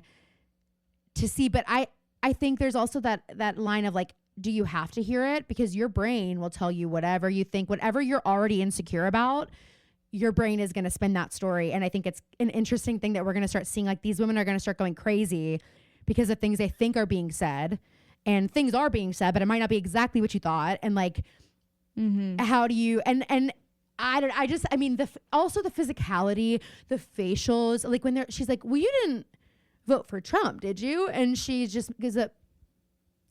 Are we really going to talk about Trump tonight? And I was just like, and their faces looking at each other like, but you're at dinner. Like, It was, I thought, And also, and I couldn't believe that they talked about Trump. I didn't know Trump existed in this universe. The LA girl being able to act in a way where like she was ready to keep having a conversation, and then New York was like, okay, we're just gonna stop this. Well, and there's and I felt like it also kind of gives that like LA a little bit performative, New York a little bit more like mind your own business and like just get the work done, you know, where like where Texas is talking to them both, and she's like, well, I know like in LA and then in New York, and Lori's like, well, yeah, it's okay. Like she kind of, her reaction to like, I know in New York they're a little bit more, she's like, yeah, it's fine, like we can it sort of seems like they're gonna, whereas Jacqueline's more like, wait, we're gonna and she's gonna kind of do the more performative, even though it's not, I don't believe it's performative, but it's just interesting. I don't know, I thought it was such a well written scene. I could watch it again and again. What a study in dialogue and acting and direction, and White Lotus always does that, and it's one of the greatest shows to watch. So anyway, did you have anything else you wanted to say about Oscars or anything like that? No. This is going to be a 3-hour episode. And now we can do our rotations. First up on my dream rotation, I am putting Cherry Cola Celsius. I don't want to do free ads, but let me tell you guys, I can't get enough. I ordered the big pack off Amazon. I freaking love them. They taste just like a cherry Coke. They don't taste like an energy drink at all. It's so good. It's something I just love cherry Coke, and I've just been looking forward to having it every day. It's amazing. I love it. So if you haven't had it yet, go find it. I found it at Target, but it was like in a variety pack, which is so annoying because I only wanted that one flavor. So I did order like literally just this off, and it was great. All right. Next up on my dream rotation, I am going to put, I'm going to put Dolores from Traders and Real Houses in New Jersey. And here's the deal. She's making me a little bit cuckoo in the game with the way that she is not playing any sort of game. But I love her. But I love her. She's so, I know, and she's always like, she always looks freezing, which I love. She's so pretty. She's so sweet. And she's genuinely, which is, by the way, kind of chic person. That's kind of a chic way to look. Being like you're always time. freezing. Oh, it's so true. That is chic. It is chic. It is chic. It gives the vibe that like, it's giving, I have a big estate, and I walk around it like, I just have a little shawl, and I'm always so cold. And if somebody just could drape my furs over me, then I would be a lot warmer. Yes, so exactly. Just looking for KK furs. vibes. Yes. I just think she's such a sweet little angel. Like, I think she's so cute. It is, although it's annoying in the context of the game, it is sweet that she's like, well, I can't make up my mind. I haven't heard everyone's side yet. I need to hear everybody out. Like, I'm not going to vote until I've heard everybody out. And it's like, okay, that's not like how frustrating if you're in the game with her. That's not how this works, especially this late when numbers are this important. But it is just sweet. And Phoebe was saying, like, on Watch What Happens, she was like so kind to the people who called in. Yeah. And that's honestly one of the hardest parts of Watch What Happens to watch is the fan video questions. When Andy's like, all right, let's go. Yeah. But, and it's, you don't always see the people be like, it's not that they're being rude, but sometimes they just have like kind of a bitchy face just, like, when they're listening to the question. Yeah. And Dolores got so excited and was just sitting there smiling as the person was talking for both questions, for her question and for Carl's question. And also she came prepared. Yeah. She came well studied about what she was going to. So there are also times where like Erica Jane goes on, I know you're a housewife of Beverly Hills, but she goes on and she doesn't fucking know who any of the people are. You know that you're going to be asked these questions when you come on this show. Yeah. I mean, literally. It's just, and it comes across, it's like, show up prepared. You might be a housewife of Beverly Hills, but you're still on a Bravo show. Yes. So you're not better than this. No. Wow, you just came for her. That's okay. All right, and then finally, it could have been anybody. She was just the first person I thought of. Phoebe's just feeling rageful. And then finally, on my dream rotation, I am going to put, drum roll please, as I think of what to put on here. I'm gonna put. Wait, I just had something. Hang on 1 second. Let me get it back in my head. I'm going to put on the White Lotus, the new series, The White Lotus, the new season of White Lotus, just the whole thing, because I'm loving it. Am I going to watch it tonight? I know, even with the Oscars, I think I'm going to watch it after. I'll watch it tomorrow, because the thing is, you really, as Phoebe said, like, you can't go on Twitter if you haven't watched the television for the evening. So, and with the Oscars, you're going to need to be on Twitter. So It's tough. Exactly. It's tough. All right, time for your nightmare. Okay, first is Will from Southern Hospitality. What a little gross little rat little man. rat gremlin. He is despicable. And he's absolutely cheating on Emmy. 100%. And he is just letting her be emotionally tormented by everybody but him somehow, And even though he's actually the mastermind. Yes. This is what's happening. It's giving the Bye Bye music video. It's marionette vibes. Emmy is being tortured. Bye, by the way. There are 3 byes in that title. What did I say? Bye, which is so embarrassing for you. I'm actually so embarrassed. You would do something like that live on air. It's Emmy being tormented at the bottom by these her co-workers. She thinks they're the ones doing it, but then It's Will. You pan out and it's Will. See how who's the puppeteer? Who's the Geppetto? Who's the Geppetto Yes, to these it's Will. Pinocchios? It's Will. And also what I want to say about Emmy is also not only is she being emotionally tormented, she's being publicly humiliated. Like, Yes. as much as I'm gonna have your back, Emmy. I have your back here, girly. Like, I want you on my screen. I want you to get the help you need so you can stay on my screen and keep delivering performances like this. I believe it's possible for you to live a happy, healthy life and be great at reality TV. I think you have it in you. I want you to get out of the relationship, but I'm also just like watching this, and I love you, but there are people who won't understand you. And you are being humiliated, and your boyfriend is letting you be humiliated, not just on TV, but in Charleston. And let me tell you, Charleston is a small community. Everyone knows who's being humiliated in Charleston. It's bad enough to just have it like that at Republic. Especially, Put it on Bravo? Oh my God. You don't love her? Especially, Emmy, when people might not know your name, but they'll say, oh, that girl with the bad mascara. Oh my God. The cheap mascara. Oh my God, I know. That doesn't really work for her. Oh, Emmy. Imagine her walking home. Oh, I guess she didn't have to walk home from work when she had the tear stains. But imagine her getting into Will's brother's car. Oh, I know. I'm like, what does Will's brother what does Will's think brother about this? think? Don't you wonder that all the time? I know. Emmy, share it. I love you. You will always So be famous. Will is on my nightmare. My nightmare rotation next is Danielle from Traders. Yep. I don't know what exactly she said because I didn't want to rewind it because I thought I would freaking throw my computer into the river. But she said something about, she called Gabby like a rat or something before at the start of the episode when she said she was gonna get Gabby out. She called her like a rat I or think something. I remember this. I don't remember it like precisely, but It was something where I was taken aback by how what a nasty mean thing it was to say and unwarranted. What has Gabby done to you? We've been watching the season 2. And she's so fucking bad at the game. Sorry, you know that you're a target and your best here's 2 things. 1, I'm tired of people's argument for being a faithful being. I could never be a traitor. Guess what? You don't get to pick. You can and you are. I know that is exactly true. I would never do that. Not well, yeah, it's not up to you. It's up to Alan. Exactly. Yeah. So that doesn't make sense to me. But Danielle, you need to have something better prepared than I don't have the stomach for it. I am a faithful. I am faithful. I think it's telling that her first week being a solo trader, I know Brittany has been recruited, but I mean, I'm thinking of it in the context of where she started, where she is now. Her first week, she's going to get out. You know what I mean? Like, it's like you can say all you want, Danielle, that your game was great and that's why you lasted as long as you did. But the fact is you had buffers. You had other people, you had brighter stars who just were a little bit more immediate that they needed to get out of the game. They're bigger threats, frankly, is why you're the last one left. It's not because you're the best at this game. It's because there were bigger threats to get out before you, and you got lucky because there were cushions around you. But now that you are like the sole one, I think it's hilarious that like you're going to get out the first week that you feel like finally I can do what I want. Bitch, you've been doing what you want. You have always been doing what you want. What about Jeremy? What was that? If not what you wanted. Yes, exactly. Carolyn was wrecked by that.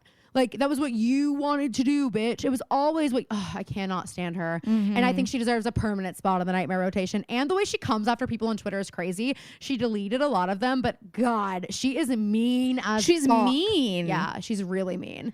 I didn't realize she was a grandma of like 5. She's like 5 grandchildren. What's so interesting is I feel like some people, when they go on reality TV, they confuse the way that people like villains with people liking mean people. Yeah. We don't like mean people. No. We like cunning, clever people who like are villain. good with words. And we didn't talk about what I know you're still doing your rotation, but just since we're on Traders, I need to mention Tom getting killed and what he said when he left.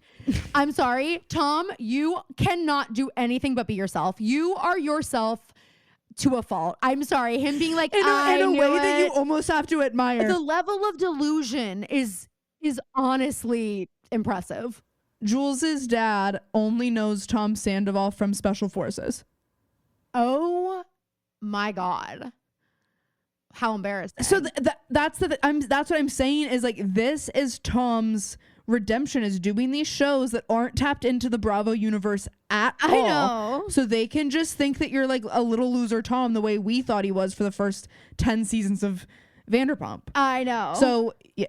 Anyway, yes, Danielle, and obviously Tom is a. I'm trying to find like the direct quote from him because it was so funny. So finish your rotation and I'll find it. He was like, "They killed me because I'm a threat." Yeah, that's how good I am. Like, I'm not shocked at all. Like, I totally saw this coming.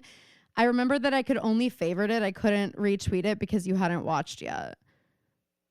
Oh, thank you. And Caroline knows that I basically have a tornado siren in my apartment when Caroline tweets. Yeah, she does. Okay, go on though. Last is Justin Baldoni's lawyer. I couldn't really think of anybody, and I was having a tough time with this, so he's gonna be on it just because I saw this TikTok of this girl. Caroline, I think you liked it when I reposted it. This girl goes, "Did Justin Baldoni hand feed you brainworms?" I know. And that's how I feel. I feel like I am in a room with a bunch of people who have gone insane collectively, so somehow they think I'm the crazy one. Yes. And this man, he just loves the attention and he loves a microphone in his face. Oh my God. He will say anything. And I'm just like, actually, the girl in that TikTok also made another point that I hadn't even thought about. Justin, she was talking to the people who support him. She was like, "Do you not think that Justin Baldoni had a lawyer look over the statement that he and his partner signed saying we will stop doing all of this stuff?" And was like, "Don't sign that if you haven't been doing these things." It's an admission of guilt. Can I just say that I was at book club on Friday and my worst fear happened? You texted me. I didn't answer, but you did text me that. Absolute worst fear happened. A girl goes, "Wait, can we just talk about the Blake Lively and Justin Baldoni thing?" And I literally was like, all right. And I get up to leave. I literally get up to go in the other room because I was like, and Kaylin goes, "Well, we have an expert right here." And I was like, no. And Kelly's like, "No, Caroline, you should talk about it." Like, and they're like, Caroline's like, "Well, wait, first, can I get a show of hands here? who's Team Blake? Who's Team Justin? We can do a blind ballot if that would be better for everybody." They start going, because I was Team Blake, but like, and I was like, ugh, and like literally shaking. And I was like, the thing is, you guys, like, I'm literally shaking. I was like, I really shouldn't talk about this because I was actually like approached by someone in public about it, and like I just know that I don't have the popular opinion, so like I don't. But I was like, but I do. But know the thing is that, and I said among you don't have the popular. I have the same opinion as people who are like closer to Blake Lively than the general public. You don't have the popular opinion, but you do have typically a more educated opinion. Thank you. Than like everybody else. Like, well, what I'm saying, that's what I'm like. These people at the book club that like, if I'm only looking at stuff that I'm being fed, I might be Team Justin. Exactly, and that's what I was. Like, I mean, I actually, I don't think I would. I know, but I can see how that would happen. But also, and I said to them, I was like, I don't even like care about Blake Lively or Justin Baldoni. Like, I literally like. My skin in this game is zilch, except that I was like, I have a podcast and we've recorded multiple episodes doing deep dives. So like I have read everything. So like in terms of like, can I explain to you what's happening? Yes. But is it going to sound heated coming? I was like, the problem is I'm just too close to it. Like, because I had to read all that and then like talk about it and then have the feedback from people that's like 1 star because of it. Like, then I just am heated about it. And also it makes me mad because it's like, it's literally just misogyny being played out in front of our eyes. Like, anyone who's like, well, she's just so unlikable and that's why she deserves this. It's like, well, can you give me one reason why she's unlikable? And people were like, well, because she just seems kind of like a bitch. I'm like, okay. Yeah. And if somebody was paid $150,000 to find every time that I was kind of unlikable, you would all say the same thing about me. Like, it's just not that hard to be unlikable. And it's not illegal to be unlikable. That's the thing. Another thing is like, okay, fine. You don't have to like her. Yeah. Maybe she is unlikable. And I also was fine. like, hey guys, why are we acting like we want her to be lying? Because that would be really bad for women, by the way. If it turns out that she lied about all of this, like, why are you like rooting for that to be the outcome here? Like, you know? Yeah. It's just so interesting. Right. Anyway, I went on my soapbox and I did explain it all. And everyone's faces were like, oh. And I was like, okay, so I know that like I can sell someone on this. Like I as long as you're not super hard-headed about it, I can probably sell you on like, because it does make sense. When I lay it out to people, it makes sense. And the problem is we're dealing with people who aren't familiar with that world. They don't understand what a set is supposed to be like and like how it's supposed to go. And so, and I was like, and she's really easy to hate. It's every popular girl was ever mean to you in high school. If you have an opportunity to hate her. And then people are like, well, what about Gossip Girl? She was a bitch then too. And I'm like, I don't know that Leighton ever said that. I think that people just assumed that they hated each other and neither one of them ever spoke on it. But most female co-stars were pitted against each other and hated each other. That's also think about another thing to say to people would be, aren't there people that you work with that you don't really like? That doesn't make them a super villain. No. And it's like people can have disagreements, you know, I don't know. And I'm like, maybe there were a ton of people who came out and said all these things. I find it hard to believe that if all of those things were true, she would still have the career she has today. You know, when she was doing that at the beginning of her career, basically. The last thing I'll say on it, Justin Baldoni caught a stray on Lost Coach this past week on the episode with Tate, and I was like, what does Tate think about this? Are we gonna get a celebrity's opinion on this? She didn't say anything because it wasn't really about that. He was talking about man buns, and he was like, "Oh my god, yes, I clocked every time I see a picture of Justin Baldoni with his man bun, I'm like, and that's how I know we're on the right side of history because Matt and Bowen agree with us. Boom, that's all I need. Exactly. That's all I need. But it is also just like really, it emphasizes like how little critical thinking people do. Because the other thing was like, and I'm not saying this about the people who were in book club, but like the people who don't believe that you couldn't be. You guys were in a book club. But the people who don't believe that she could have known about the SNL thing. I'm like, what do you? Of course she knew. Like what? It's just like that. I'm like, you guys really like. I don't know. It's just interesting. So, yeah, sorry to talk about it again, but it continues to be a hot topic. And Brian Friedman being in your nightmare rotation works perfectly for me. I couldn't find the Tom Sandoval quote, but basically as he's leaving, he's like, no, I'm not surprised. I mean, I was the most influential. I was the biggest threat in the house. And he goes, overall, I was a pleasure to work with for the most part. People respected me and that's all I can ask for. And it's like, yeah, that there was a tweet that was like, I've never heard anybody else say I was a pleasure to work with. Like, typically that's what someone else is supposed to say about you, Tom. I saw a quote tweet that was like, me and my next performance review. I was a pleasure to work with, and I was talking about myself. I mean, I was just like, it was influential. You can't make this shit up. Like, this is just who this man is, and honestly, I'll give it to him. It was the best career move he could have made, was going on Traitors. I couldn't believe it, but I was a little bit sad to see him go because it has been just so entertaining to watch him. And imagine him at the fire pit. Like imagine him in the last episode. It is like, here's the thing, like, and I was like, it seemed like he wasn't even upset to be kicked out. Like he was just like, I've had a lot of fun. And I was like, you know what? Good for him. Like he honestly, he took it on the chin. In terms of was he a pleasure to work with? Probably no for a lot of people, but he wasn't wreaking havoc the way we know him to do. Like this was the most like, I don't know. Sorry, likable. Sorry, the most likable he's ever been. And so good for him. I can't wait to see how he ruins it. You know, I wonder if at the reunion he's gonna be like embarrassed about how he was portrayed because he thinks he's like the genius of the game, and he's gonna come off and see that he's been getting the dunce edit. And I wonder if like that's how he's gonna be unlikable at the reunion. He's gonna be like, how could you guys know that I was the most like? I can't wait. I can't wait for the reunion. It's gonna be great. We have 2 reunions this week. How lucky are we? Oh my god. All right, well, Thursday is packed. Thursday is freaking packed. All right, guys, thank you so much for listening. Hope you enjoyed this week's episode. Let us know what you think. Let us know what you want to hear from us. And we will see you next week. And splat.